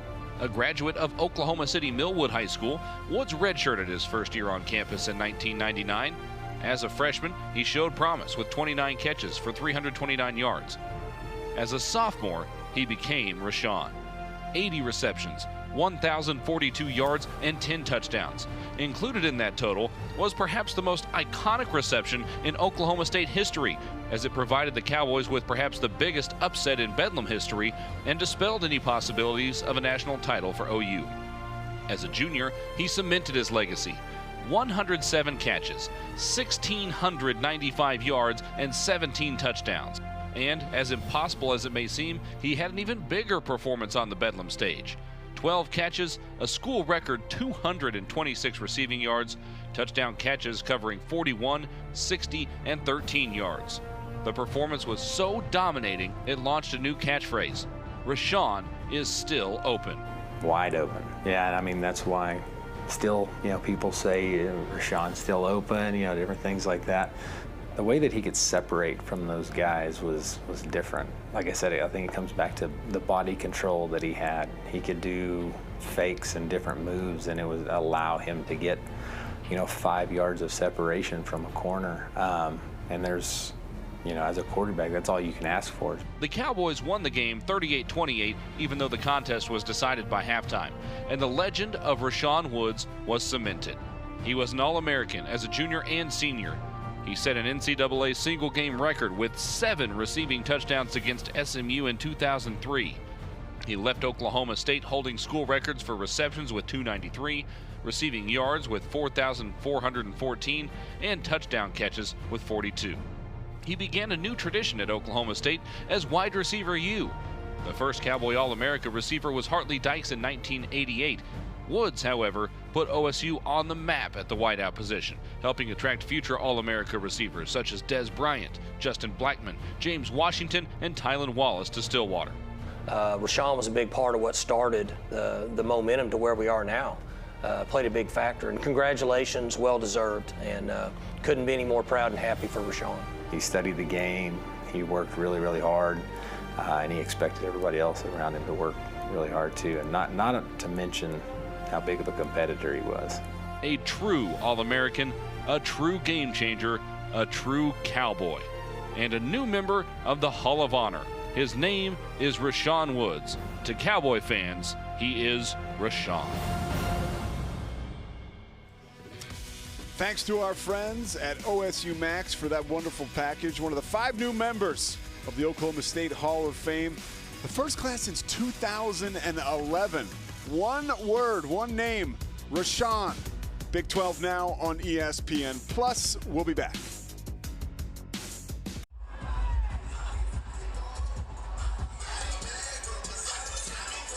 Back at Boone Pickens Stadium, Oklahoma State 49, Arkansas Pine Bluff 7.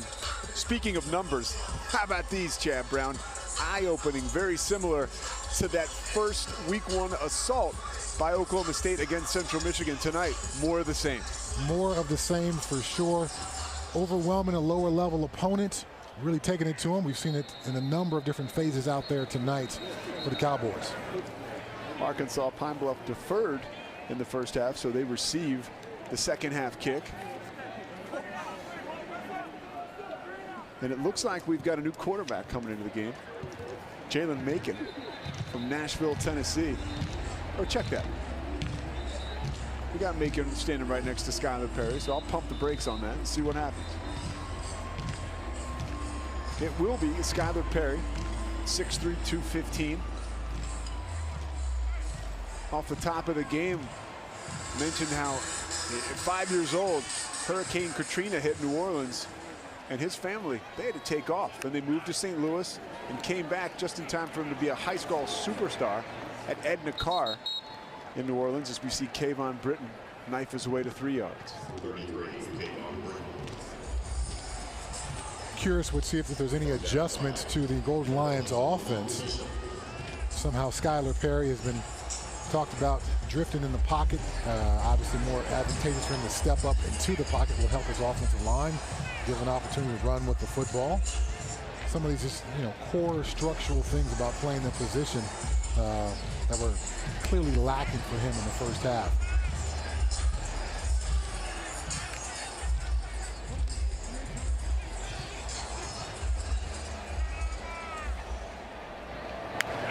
Second and long.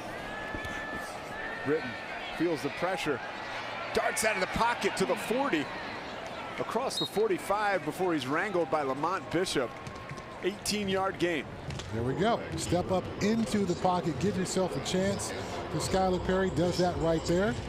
Shows his athleticism, things we talked about in the open. This guy's got dynamic legs. He can make plays with his feet.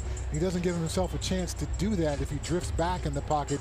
Now the last couple of series of the first half and here starting the second half, stepping up into the pocket, giving himself a much better chance for success. Doc Gamble said, hey, I work with the quarterbacks. I was a quarterback at UT Martin, and the opportunity to work with a guy like this is my pleasure, but he probably told him what you said out of the halftime break. Step up in the pocket. Deep drop there. Nowhere to go. First sack of the game for Oklahoma State, Ben Kapinski. Really surprising that as talented as the Cowboys front four is, particularly in the pass rush game. That was the first sack of the game. They are now with their deep into their rotation here with the second guys in the ball game.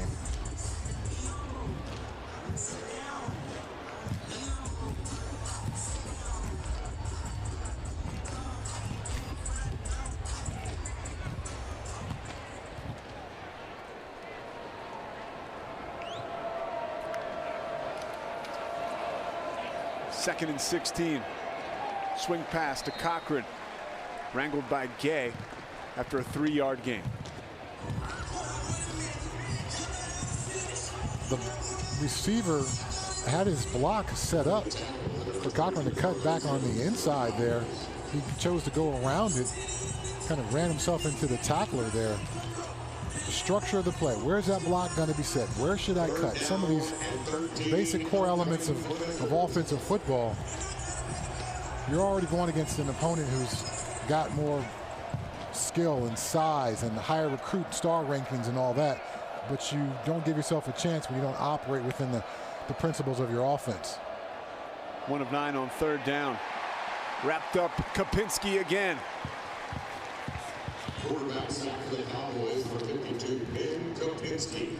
Those third and long situations, and Skylar Perry has to drop back into the pocket to buy us some time for his receivers to get open down the field.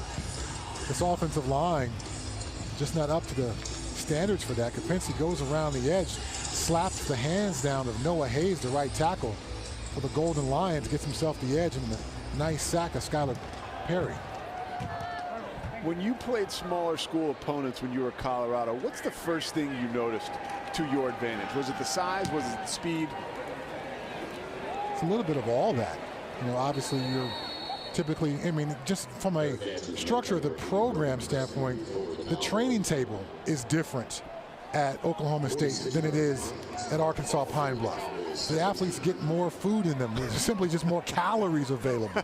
Then those calories get converted because there's a massive weight room with weight coaches who make hundreds of thousands of dollars to teach guys how to be bigger and stronger and faster. So the advantages are every place you look around the program. So as a player, you feel and you notice that on the field. Now, this is a year where, you know, Marshall beats Notre Dame.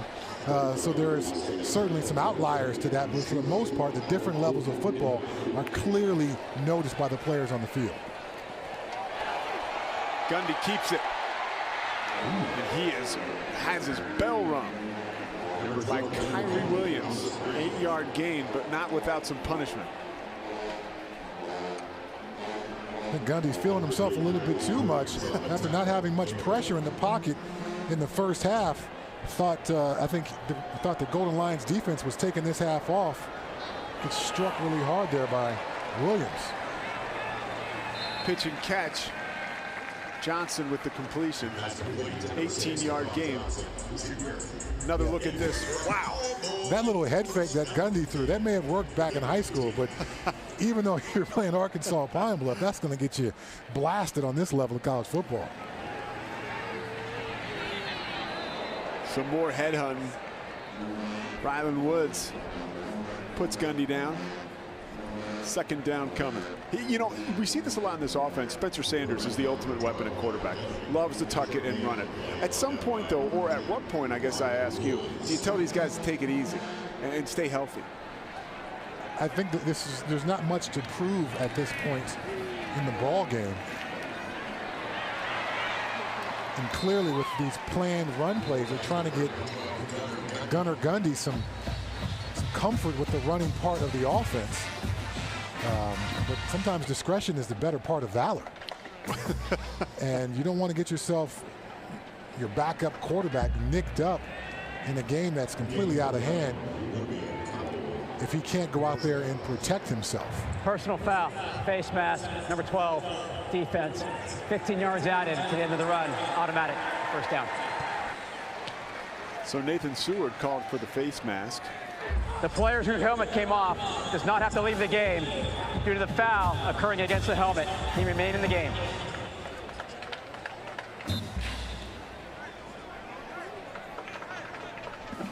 It's actually been a pretty clean game for the Cowboys. There's definitely been some penalties called on Arkansas Pine Bluff. Short game for Gundy. Shetron on the catch.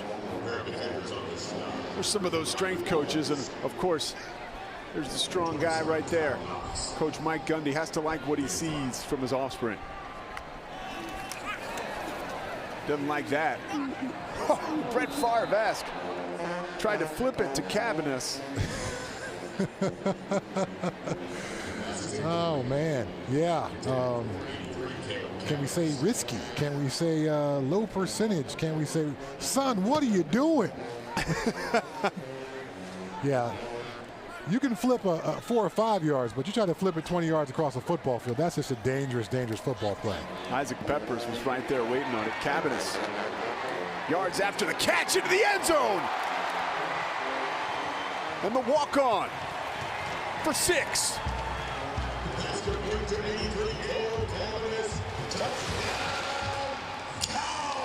And look at that. Spencer Sanders, the leader of this team, takes to the field to encourage the backups and celebrate the touchdown. Little official had a word with him. Maybe not so happy about him coming off the bench to join the celebration there. Well-delivered ball by Gundy, but after this, it's Cabanis doing that yak thing, those yards after catch, stretching that ball out to get himself into the end zone there. This wide receiver room is going to be pretty happy with what they put on tape when they review that tape either tomorrow or Monday. First touchdown for Cabanis of his career. And I've got to stop saying tape. It ages me when I say that. They don't watch tape anymore. They watch a digital file of the game is what they watch. Man, I'm good with tape.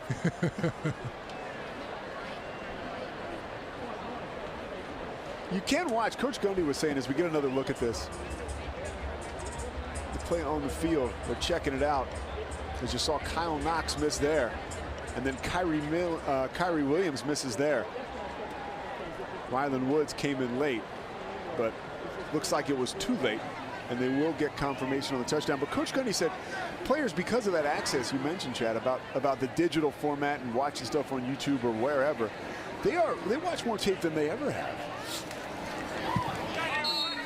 The process is just so much easier than it ever was in the past. You can pick up your phone and watch tape on your phone. You can go to Twitter sites or Instagram sites and watch reels of pass rushers or wide receivers. There's just so much opportunity to devour film in ways that wasn't capable when I was a player. 56-7. Cowboys playing tough. 9 minutes left in the third quarter.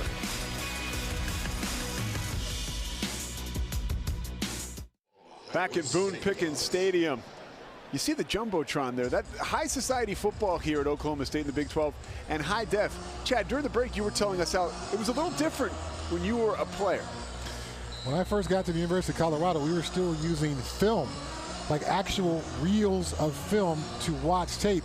And when you made a highlight tape that the coach wanted to put on a reel, he would have to stop the tape and literally break the tape to put this strip of tape along the wall where his cut-ups would go, and then some intern would come and put all those reels together, those pieces of film together to make a clip.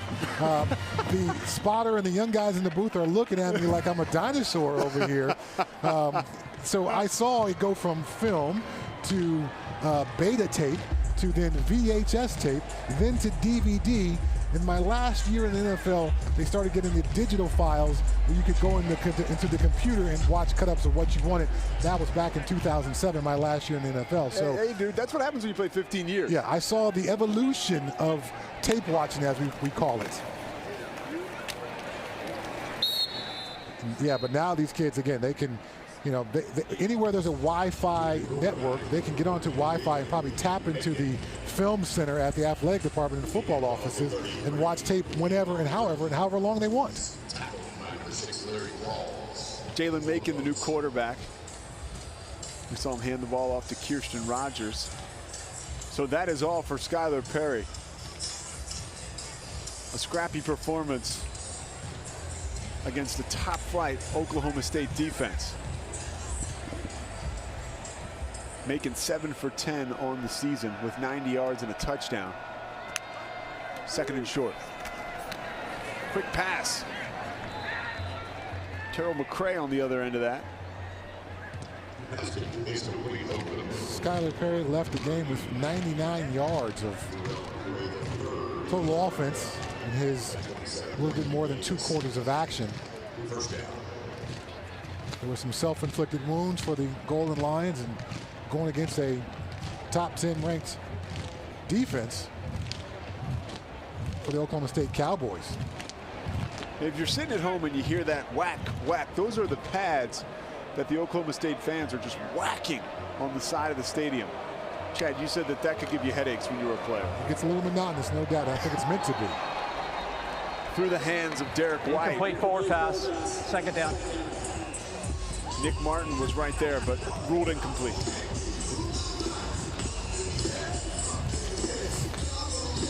I mean, look at those things. Yes. And they're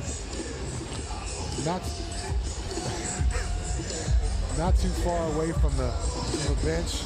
Yeah, they're rhythm there too, man. Yeah. They're called the paddle people. And on a night like tonight, when they're having such success, I'm sure they're a little worn out when it comes to quitting time. The freshman, Kirsten Rogers, reverses field. Close to a first down, 6-yard gain. Third down coming up. Now,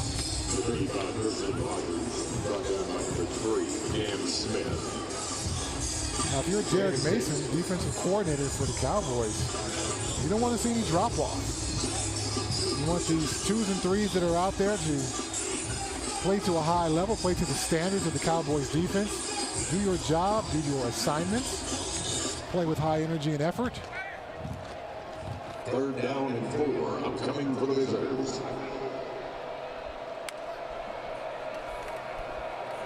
Macon just out of reach for Javon Williams. Lyric Walls on the defense right there in the area. Number 6, Lyric Rawls. Really nice break on the football by Lyric Rawls. Recognized the short route, gets a good break on it, extends that left arm in front of the receiver to break up the pass. That's the kind of play that Coach Mason wants on those guys while they're out there. Do your job. The standards don't waver. The standard doesn't change just because of the guys who are on the field. In the words of Mike Tomlin, the standard is the standard.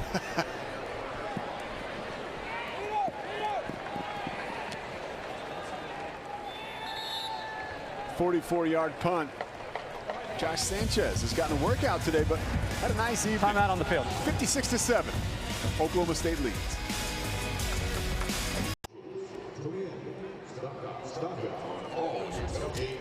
You are looking what they call folds of honor here at Boone Pickens Stadium. Mike Gundy shaking the hand of every single veteran out there that is being honored during the game, Chad. This isn't pregame. This isn't halftime. This is during the game. And it's not just games where it's out of hand in 56-7. You got to love that. You got to love the honoring of the military. And some, football was invented as a way to keep military members sharp well over 100 years ago. So the ties between football and the military have existed since the very beginning. It's nice to see Coach Gundy honoring those guys. Well, and he kind of keeps that family feel going with actions like that. I heard him talking recently about, you speak of family and taking care of his players. Last year, Jalen Warren, the running back, did not play in the Big 12 championship game, and there were questions about that before the game. People were thinking, why isn't he playing? Coach Gundy knew he was hurt, and he was told by team doctors that if he plays, his injury could become worse. And although Warden wanted to play, Coach Gundy held him out, and long term, okay, here's the guy now, Jalen Warren, playing for your Steelers last week, just decleating guys. There's a Golden Lion down on the field after that physical tackle there on the sideline. But to your point there's a phrase in coaching circles: it's hard to coach them until you show them that you care and you love them. And so Coach Gundy, I think, fosters that kind of environment within his program, and care for players is a very critical piece of that. All right, we'll have more on the other side. We're heading to break.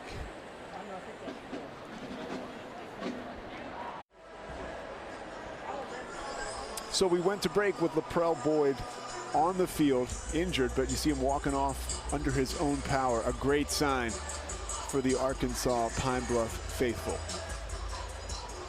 And also, as we went to break, we were talking about Coach Gundy creating that family atmosphere, paying it forward for his players. And he's got 22 guys in the NFL now. 22 guys. He's built an incredible program here. Again, the consistency is outstanding. They've been ranked in the AP top 10 11 of the last 15 years at some point during the season. When the coaches come to recruit a player and they sit down on your parents' couch and the coach tells your father or your mother, I'm going to be like Chad's dad on campus. Some coaches, I think that's just lip service, but I think for other coaches, they really want to create that family environment and be there like a father would be for their players. Coach McCartney was certainly that way when I was at Colorado Buffalo. Close call there, first down, completion to Stephon Johnson, 4-yard gain. Yeah, Coach McCartney, it seemed like Sermon on the Mount from a fan watching from far away. Every time he got up and spoke before a crowd or spoke to you guys before a game or spoke to the media, can't imagine what that was like to have him sit down in your living room. Yeah, I've been impressed with a number of the coaches I've had. Obviously, I was coached by Bill Belichick in New England, Bill Cowher in Pittsburgh, Mike Holmgren in Seattle. Some who's who of Hall of Fame, to-be Hall of Fame kind of coaches. But none of those guys could hold a candle to Coach McCartney and his oratory style of getting the emotion and getting people to buy into what he was selling. A deep kick. Jewel Fletcher running out of room just over the 30-yard line. A 62-yard punt by Logan Ward. Coach Gundy, you want to talk about sideline warning. Arkansas Pine Bluff. That's the first warning of the half. Sideline warning you hear, but you want to talk about a guy who we see right there walking the walk and who was about that action. Hey, look no further. He has the whole team over to his house. Oh no, this is the volleyball, like a Top Gun experience here. And there's the pool party. Now, first off, we got to talk about the pool at Coach Gundy's backyard. It's like a resort or a spa, but that's the O-line and some other players coming over to Coach Gundy's house and having a good time. Those kind of things really just pay dividends for team bonding. Those moments away from the facility, away from football, where you get a chance as a player to let your hair down. And as a coach, you get a chance to know the guys, and it kind of lessens the hierarchy of coach and player. And you're just two guys hanging out, having a good time in the backyard, having a pool party. Now, in college, you basically have to do it, right? Because coach says, hey, you're coming over to my house, and, you know, it's almost, maybe it's not mandatory, but it is. In the NFL, how do you create a bond like that? Almost every NFL team at some point later in training camp has a team bowling event, or they go to the baseball stadium. They do who can hit the softball the furthest. There's always something like that in most NFL teams' programs. Again, just to kind of create that bond with the collective bargaining agreement, restricting the amount of time NFL players can spend at the facility during the offseason. Coaches really have to get creative with ways to create that bond that was once so easy because you spent so much time around each other. That's just not the case anymore. That's interesting to hear that, you know, on the NFL level. I would imagine those are some of the better teams you've been on, where they're a little more committed, or are committed, to that off-the-field camaraderie. Yeah, Bill Cowher, about once a year during training camp, he would let us get down the field and start stretching, and he would call us up and say, men, I want to have a perfect practice today. The only way to have a perfect practice is to not practice. Go shower and get on the buses. We're going bowling.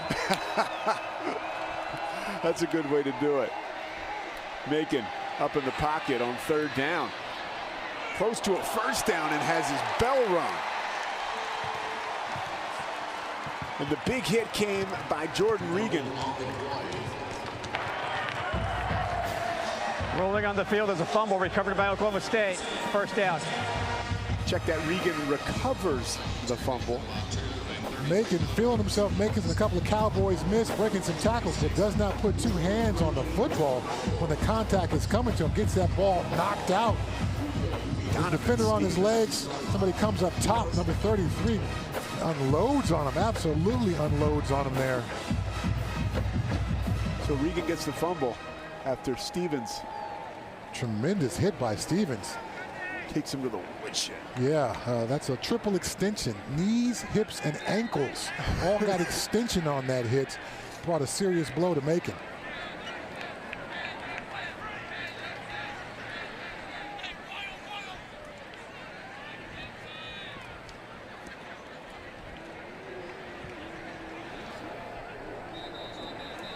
Whistle on the field.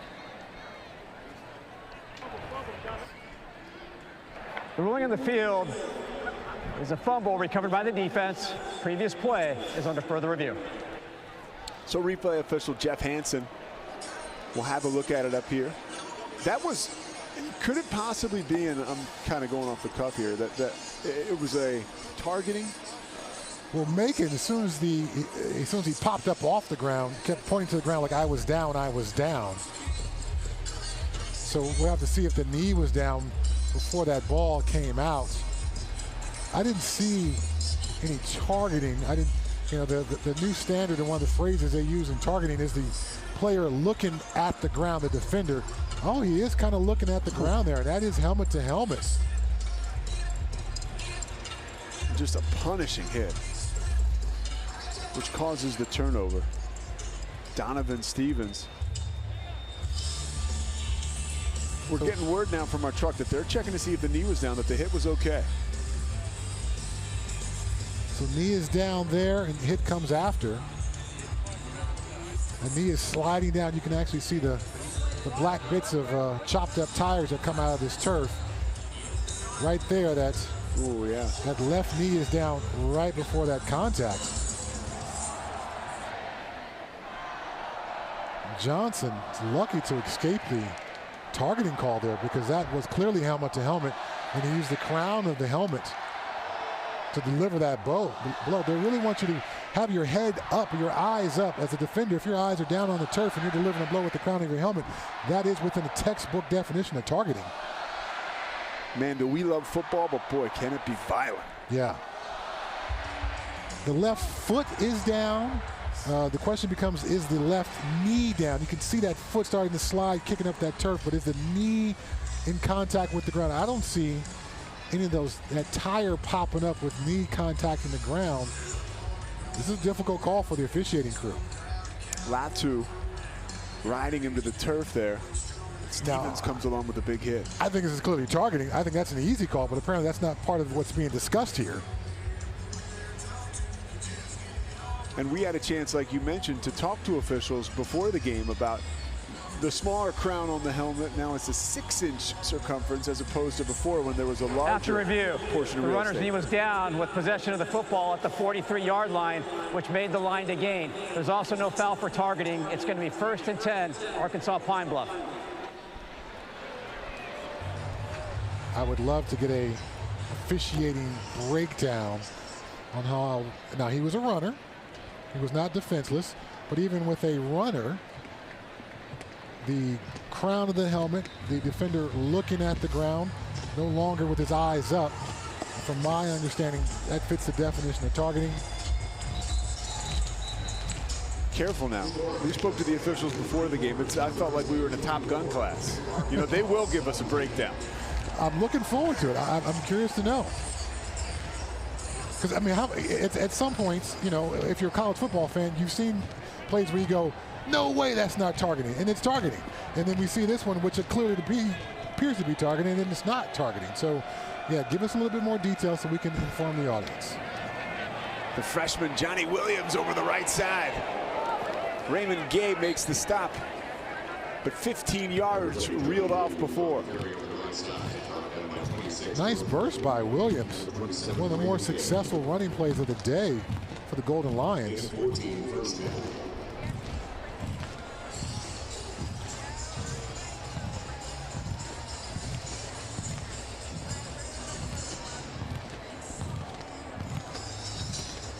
Pine Bluff kind of working that clock again. This is the way they started the game out. Just kind of being intentional with the football, methodical, but they just haven't been able to stay on the field long enough to make it work. Macon feels the heat. Gets it out of bounds. It'll bring up 2nd down and long. Pressure gets to Macon, escapes the pocket to his left. Difficult throw to try to throw across your body as a right-armed thrower there. Wisely gets that football out of bounds. You see him in the pocket. There's a little bit of time. There was an opportunity to step up. If I'm offensive coordinator Don Treadwell for the Golden Lions, I'm going to spend some time this week with Perry and Macon going over, stepping up in the pocket and the advantages that gives you as a quarterback. There you go. Aiden Kelly right there. I'm sure Macon doesn't feel that that was an advantage to him, but that's far better than retreating back in the pocket, possibly suffering a much bigger loss. Sets up a 3rd and long here, which is definitely not a situation I think the Golden Lions want to find themselves in again against this. Now, it's the 2s and 3s up front for the Cowboys, but they've got tremendous depth at that defensive line group. They've got a lot of edge guys who can get pressure on the quarterback. They do get pretty good push-up in the middle of the pocket as well. Perhaps the best group overall, offensively or defensively, for the Cowboys roster. Macon throws the football just behind freshman Derek White. Had some mustard on it, but off the mark. Kopinski was coming around the edge there, putting some pressure on Macon. Delivered the ball a little bit behind his receiver, but once again, the Golden Lion receivers unable to corral that football. You know, some of these plays I suppose you could say are on the quarterback, but some of them are on the receivers as well. As a receiver, sometimes you got to bail your quarterback out. You can't be perfectly accurate every single time. You've got to find a way to make a play and hold on to that football. You mentioned Kopinski. This defensive line is already great. A guy like that emerges. He's got 2 sacks and 3 or 4 hurries this evening. 32-yard punt. Busy night for really Josh active, Sanchez. for sure. What's that, one more time? I would say Kopinski has just been really active. for the Cowboys defense. We spent so much time this week talking about Tyler Lacey with the coaches. Kopinski's having the kind of game statistically that we thought Tyler Lacey would. That whole starting defensive line unit ended the game without a sack after being kind of touted by us as this awesome unit, but the 2s and 3s are now coming through with big-time pressure on the Golden Lions quarterback. Cowboys showing the depth. Not good news for the Big 12 opponents.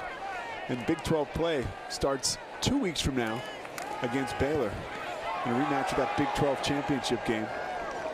The excitable freshman Ali Gordon on the carry. 8-yard gain.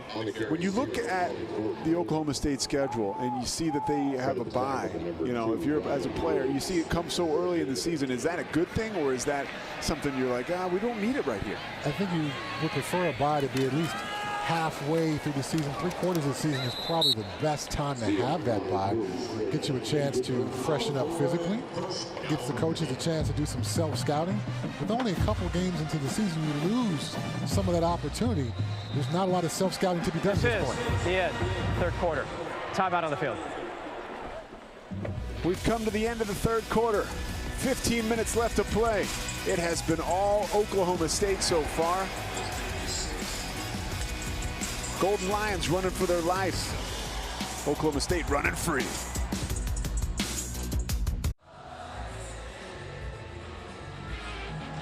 One of the more exciting parts of the second half took place when we were at break. Hey, Chad, this really shows that you should always go to the whistle. You got to play to the echo of the whistle. Kid in the white stops a little too early, costs himself the victory there. Go to the whistle every time.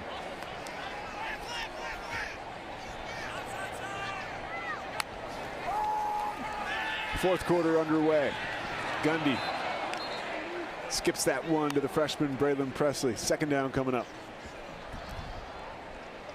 One of the few times Gundy has seen a defender in his face, unable to deliver an accurate football with that defender in his face.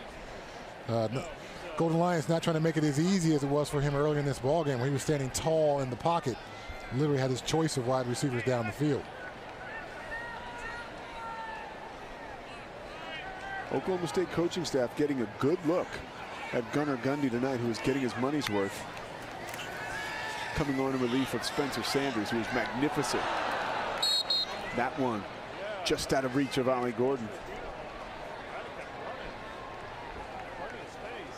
A little bit more touch is something I think Gunnar Gundy needs to work on.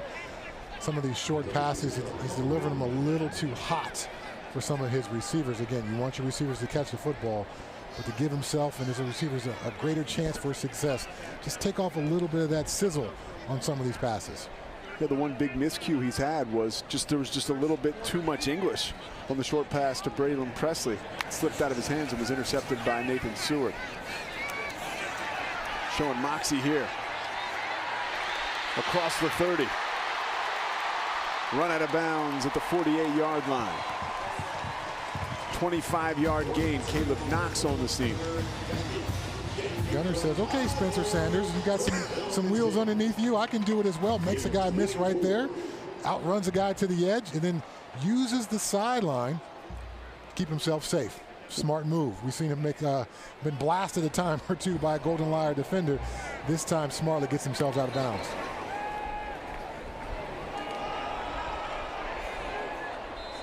Overshoots the mark there.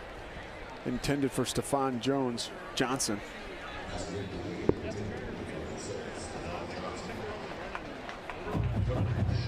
That 25-yard run by Gundy we just saw. The longest rush of the game by either team. As his father looks on.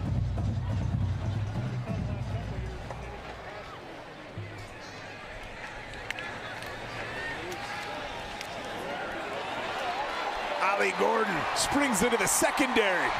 It's a foot race. Touchdown, Cowboys. 53 yards for the freshman.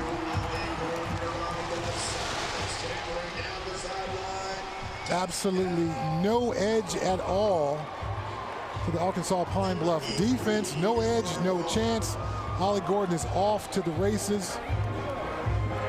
Doc Gamble looks on in disgust. can't play defense on any level without having an edge to your defense. You can't just allow the runner to get outside there down the sideline.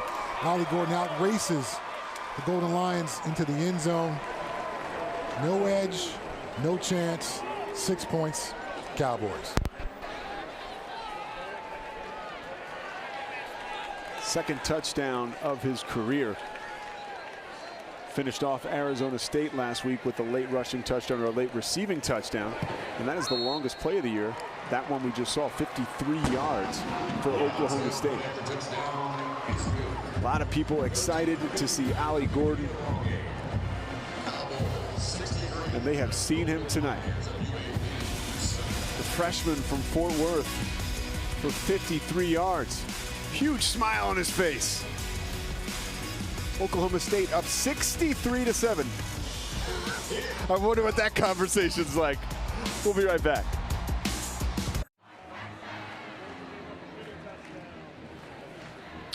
Special week here in college football. It is Extra Yard for Teachers Week. It's an annual back-to-school effort led by the College Football Playoff Foundation that brings college sports together to recognize and show appreciation to the great teachers across the country. You know who I'm talking about. We've all had them. To support your Extra Yard teachers for recognition and resources initiatives, follow at CFP Extra-Yard or scan the QR code on your screen. You see it in the lower left-hand portion right there. Dr. Carolyn F. Blakely, Chancellor at Arkansas Pine Bluff. She developed the Honors College at UAPB and served as Dean. Honors College renamed in her name at requests of the students. There she is right there. She radiates for a reason. The first African-American woman to earn a doctorate in English at Oklahoma State. 2018 State of Arkansas Hall of Fame inductee. The list is long and distinguished.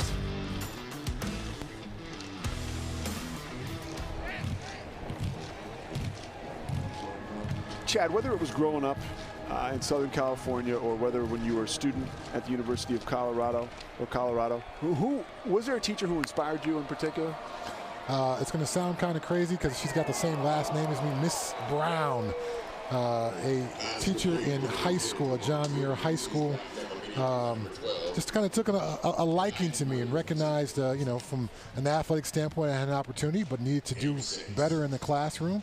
I had her for my last 3 years of high school. Really was a great motivator for me, and you know, someone who took some time to put her arm around me and kind of guide me through some of those tough times. You know, when you're 16 or 17 years old, sometimes one defeat can just seem overwhelming. One bad test, one bad classroom performance.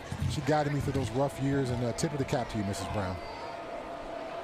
And a special type of person like Mrs. Brown, or like we just talked about, Dr. Blakely, who can reach inside and reach within the student or the person to get the most out of them.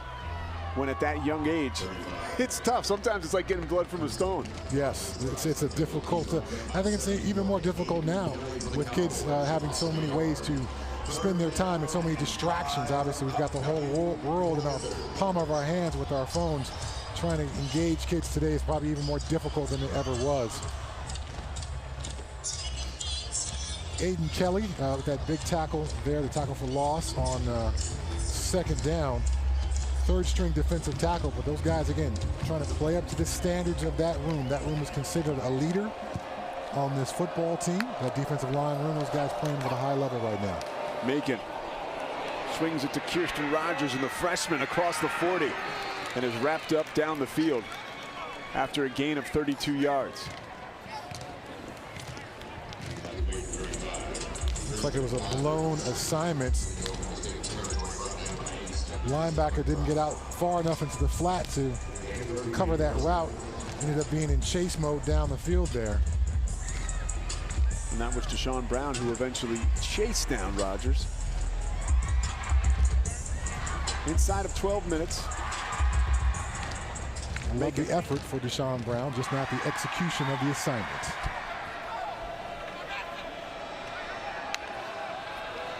Macon on 1st and 10. Throws it, Beebe. Kenji Lewis on the completion into the end zone.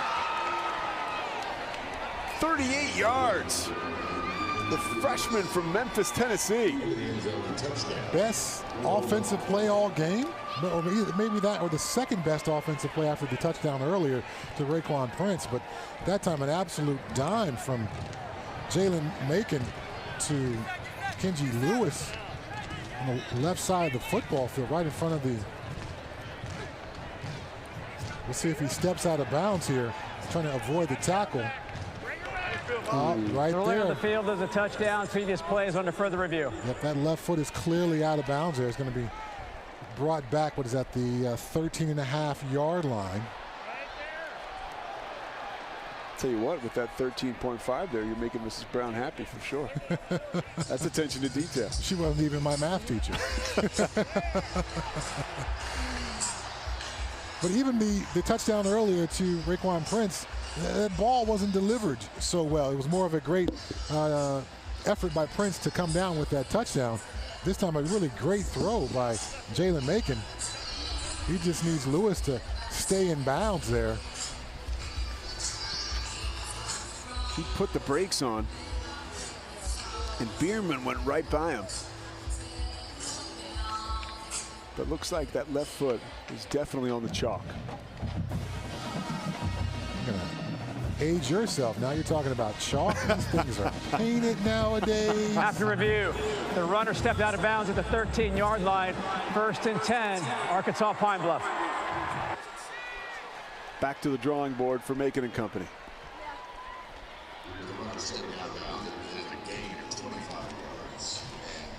So the gain is 25 yards, and the first down, of course, still stands inside of the red zone. The paddle people still banging away.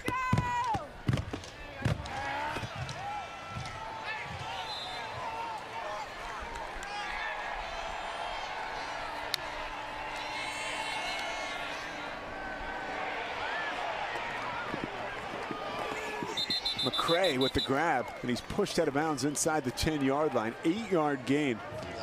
Macon looking pretty good under duress. He is looking really good. Scanning the field.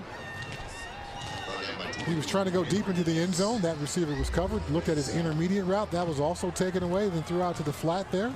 That's what you do as a quarterback. You go through your progressions. You buy yourself time in the pocket so you can go through those progressions. He did just that, so tip of the cap to him. Coming in the game as a second quarterback is not always the easiest thing to do, but certainly is an opportunity. It's an opportunity to prove yourself against a team that, while there are 2s and 3s out there for Oklahoma State, that is a higher level of football. It's got to be very confidence-inspiring. Kirsten Rogers knocked to the ground inside the 5-yard line. Kenayan Williams on the stop.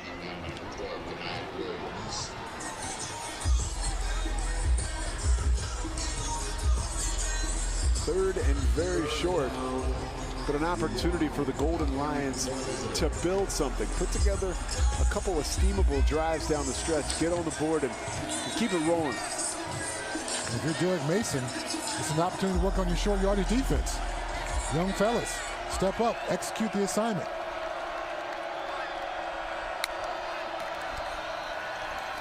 Macon keeps it.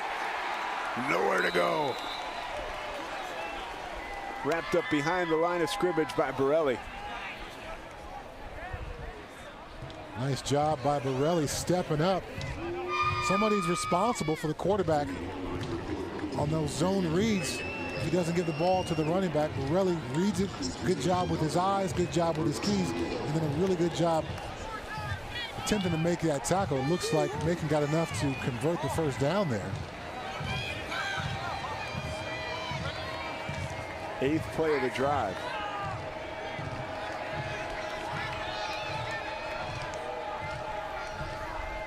And the way things have gone tonight, regardless of what phase of the game we're in, that's a long 3 yards.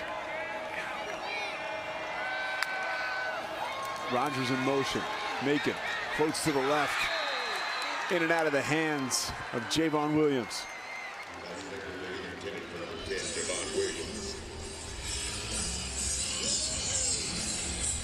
Not sure if there's much more you can do offensively. You roll out, you buy your quarterback some time in the pocket. He puts the ball right in between your hands. Williams has got to find a way to come down with that football. Nice play call by Don Treadwell. Great execution by 10 of the 11 members of the Golden Lions on the field. Williams just let that one slip through his hands.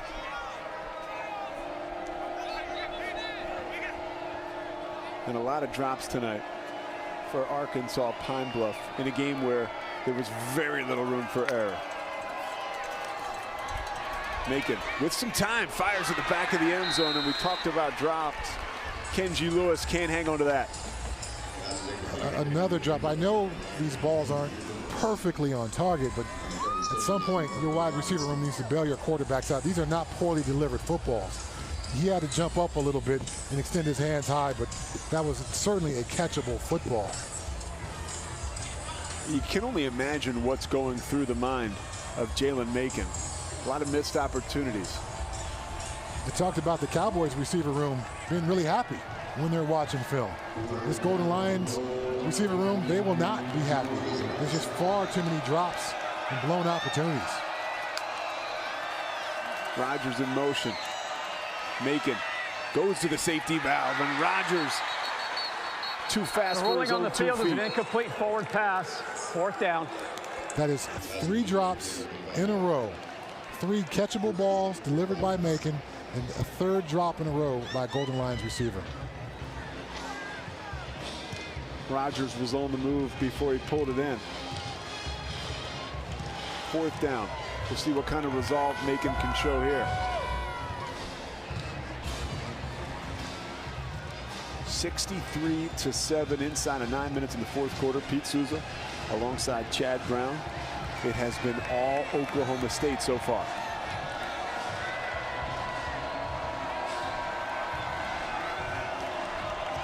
Jalen Macon, 6'5", 205, showing some fight. Sprints out to his left, into the end zone. Nobody had a shot at that one. Closest receivers in the area were McCray and Lewis.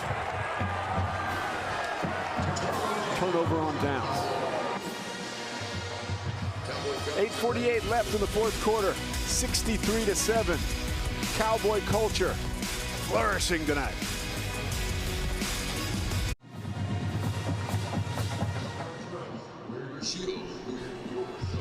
A look at the Big 12 scoreboard. What jumps off the page at you, UTSA in Austin locked up with the Longhorns 17-17. Kansas with the big win over Houston, and you got to note Oklahoma taking care of business against Nebraska. There seemed to be a little bit of a bump from the Mickey Joseph switch early on for Nebraska, but then after that Oklahoma just too good, too much talent. How about Lance Leipold at Kansas? He's got it going on. He does. Rangel, the new quarterback. Nixon pounds his way close to the 20-yard line, a 12-yard gain. Rangel threw for almost 10,000 yards in high school. A 4-star recruit from Frisco, Texas. True freshman.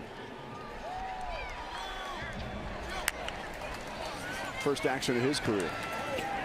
Throws a strike in and out of the hands of Langston Anderson. This is one thing that's interesting for Oklahoma State, Chad, right now, is that, you know, the 2 games they've played in so far have been pretty competitive, really. I mean, guys like Rangel have not had the opportunity to play or get anything on tape. This is a nice opportunity. It's a tremendous opportunity. Your players don't get better standing on the sideline. They get better when they play. We talked about this 2 weeks ago when you and I had the Baylor game. The programs that find ways to insert their young players into a game whenever possible are the programs that are ready. They don't have to rebuild. They could just essentially reload with the guys who've already got some experience and some reps. Rangel knocked out of bounds by Jewel Fletcher. And also, I think in this time of college football, where the transfer rules being what they are, if guys don't get a sense that they're going to be able to get on the field, then they're going to start looking for greener pastures someplace else.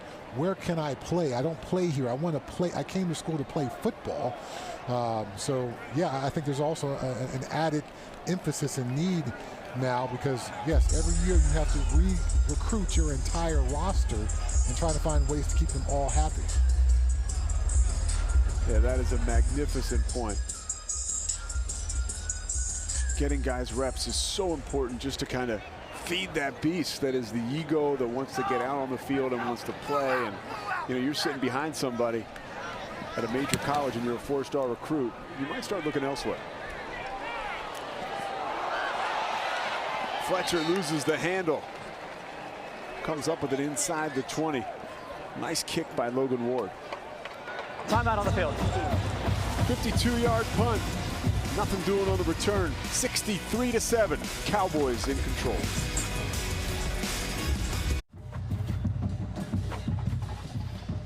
Spencer Sanders with the ability to relax, and he has earned it, Chad. Just a great night for him. Tremendous night for him. 13 of 16. Accurate short passes, deep balls, finding ways to get the ball to the right guy over and over.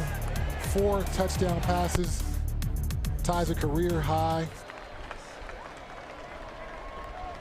He put some good things on tape, but I think he's got some defensive coordinators around the Big 12 a little bit worried about it. They start with Baylor after the bye week.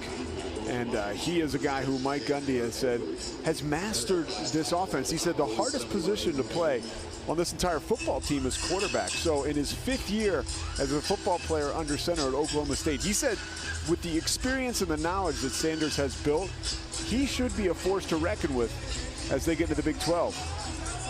Yeah, there's a lot of carryover from year to year with this offense, concepts and terms and things like that. But the demand, the ask is put on the quarterback to make it simple for everybody else. So it takes the quarterback with some experience to be able to pull that off. Spencer Sanders now in his 5th year, pulling it off in an exceptional high manner, particularly tonight. And freshman to freshman, the new quarterback is Chancellor Edwards, hands it off to Johnny Williams. We talked about early in his career, Spencer was a little introverted. I think it's difficult to be a quarterback, to be a leader if you're an introverted guy, and how over time he began to grow. And early in his career, if he had an interception or mistake, that would plague him for a while. Now he's able to shrug that off. All that just comes with reps and experience and confidence. I think he's into that point of his career where those kind of things will no longer bother him. Obviously, he took a lot of slings and arrows after not such a great Big 12 championship game.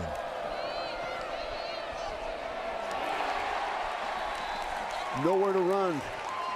Chancellor Edwards is sacked. Latu.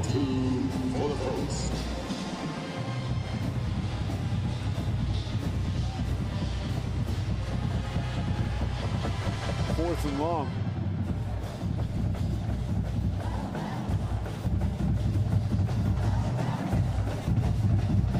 Coach Casey Dunn said, hey, he was, that's behind him now. He has turned a corner. You talked about that championship game against Baylor in which Oklahoma State lost, but then he came out and was lights out against Notre Dame. So far this year, he has been pretty much flawless. He withstood a little bit of pushback against Arizona State, but he showed resolve and was able to succeed in the second half. And Casey Dunn feels like he's got the personality and the moxie to be a starting quarterback at this level, obviously, and beyond. 63-7. Cowboys in complete control.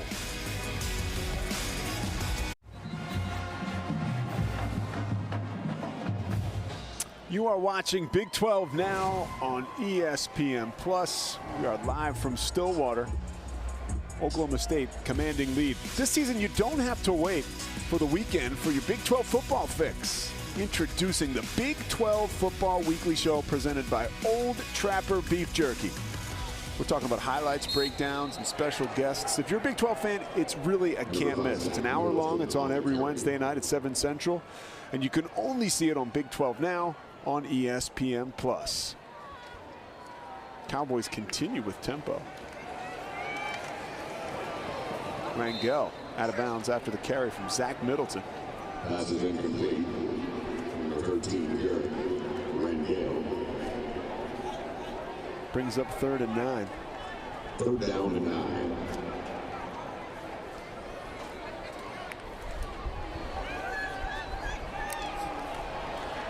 Rangel quick to tuck it. Puts his head down across the 50-yard line. 6-yard gain will be short of that first down yard marker. Rico Dozier on the stop. A name which I couldn't wait to say. That is a football name, Rico Dozier.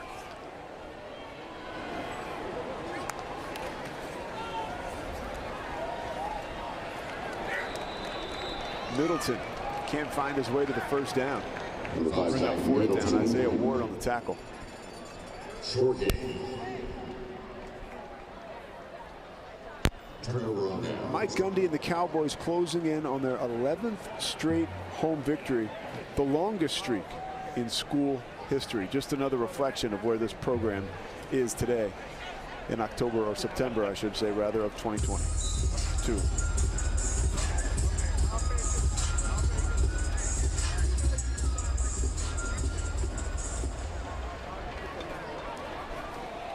Spencer Sanders got the rest of the night off.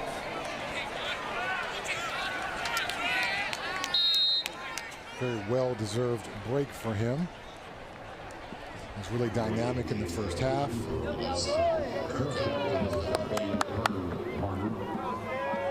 He and his receivers put on a bit of a show, 4 touchdown passes. Some accurate footballs thrown by him, some on-time balls. Never appeared to be rattled, appeared to be in complete command the entire time.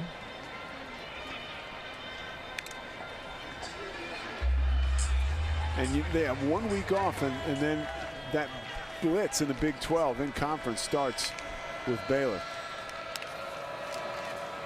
in Waco. Another bobbled snap. We saw a couple of those early. Datrell Cooper jackknifes into the line of scrimmage.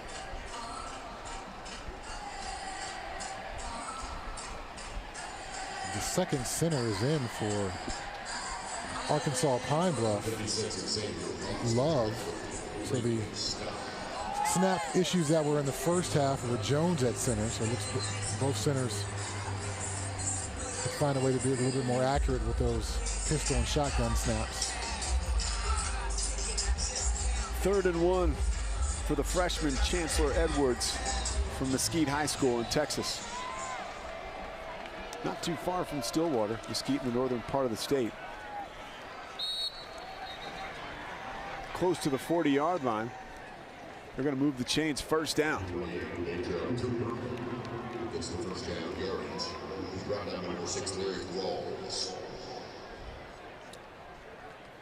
So we've talked about going into the Big 12. Here is the remaining schedule for Oklahoma State.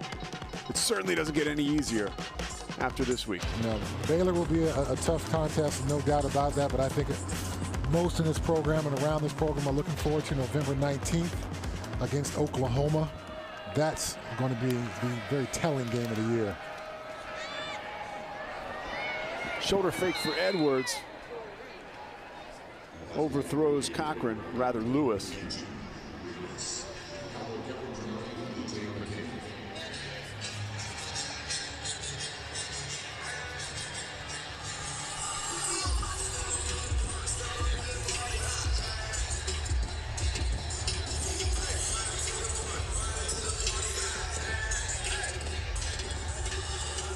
Pistols firing, even for the pups. Second and long. Edwards going to reach into the bag of tricks with time running out. Cooper, short gain. Cowboy defenders still out there playing some physical football, trying to deliver some blows here late in the fourth quarter.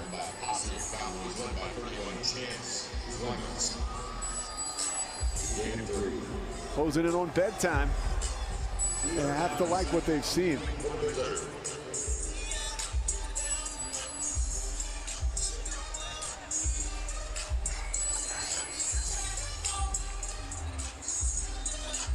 "12 seconds left on the play clock.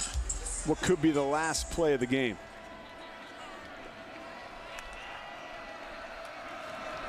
Cooper. makes it to the 35-yard line. And that'll wrap it up. Coach Mike Gundy, his 152nd career victory in his 18th season at Oklahoma State. Says hey to Doc Gamble. 11 straight home wins for Oklahoma State. That's a program record for a home winning streak, Chad. It speaks to where this program is. The consistency, the high level of success that is sustained right now. Tip of the cap to Coach Gundy. Finds ways to retain staff, retain players with the transfer portal. That's how you end up with winning streaks like that, when you are able to retain and build an atmosphere where people want to be a part of it. Well, Coach Gundy moves into the bye week 3-0 with his 8th-ranked Cowboys. Big-time victorious, 63-7. For Chad Brown and our entire crew, I'm Pete Souza saying so long for Stillwater, Oklahoma, where the final score is 63-7. All games airing on the ESPN networks are streaming live and archived on the ESPN app. This has been a presentation of ESPN. 63-7 Oklahoma State. No doubt about this one.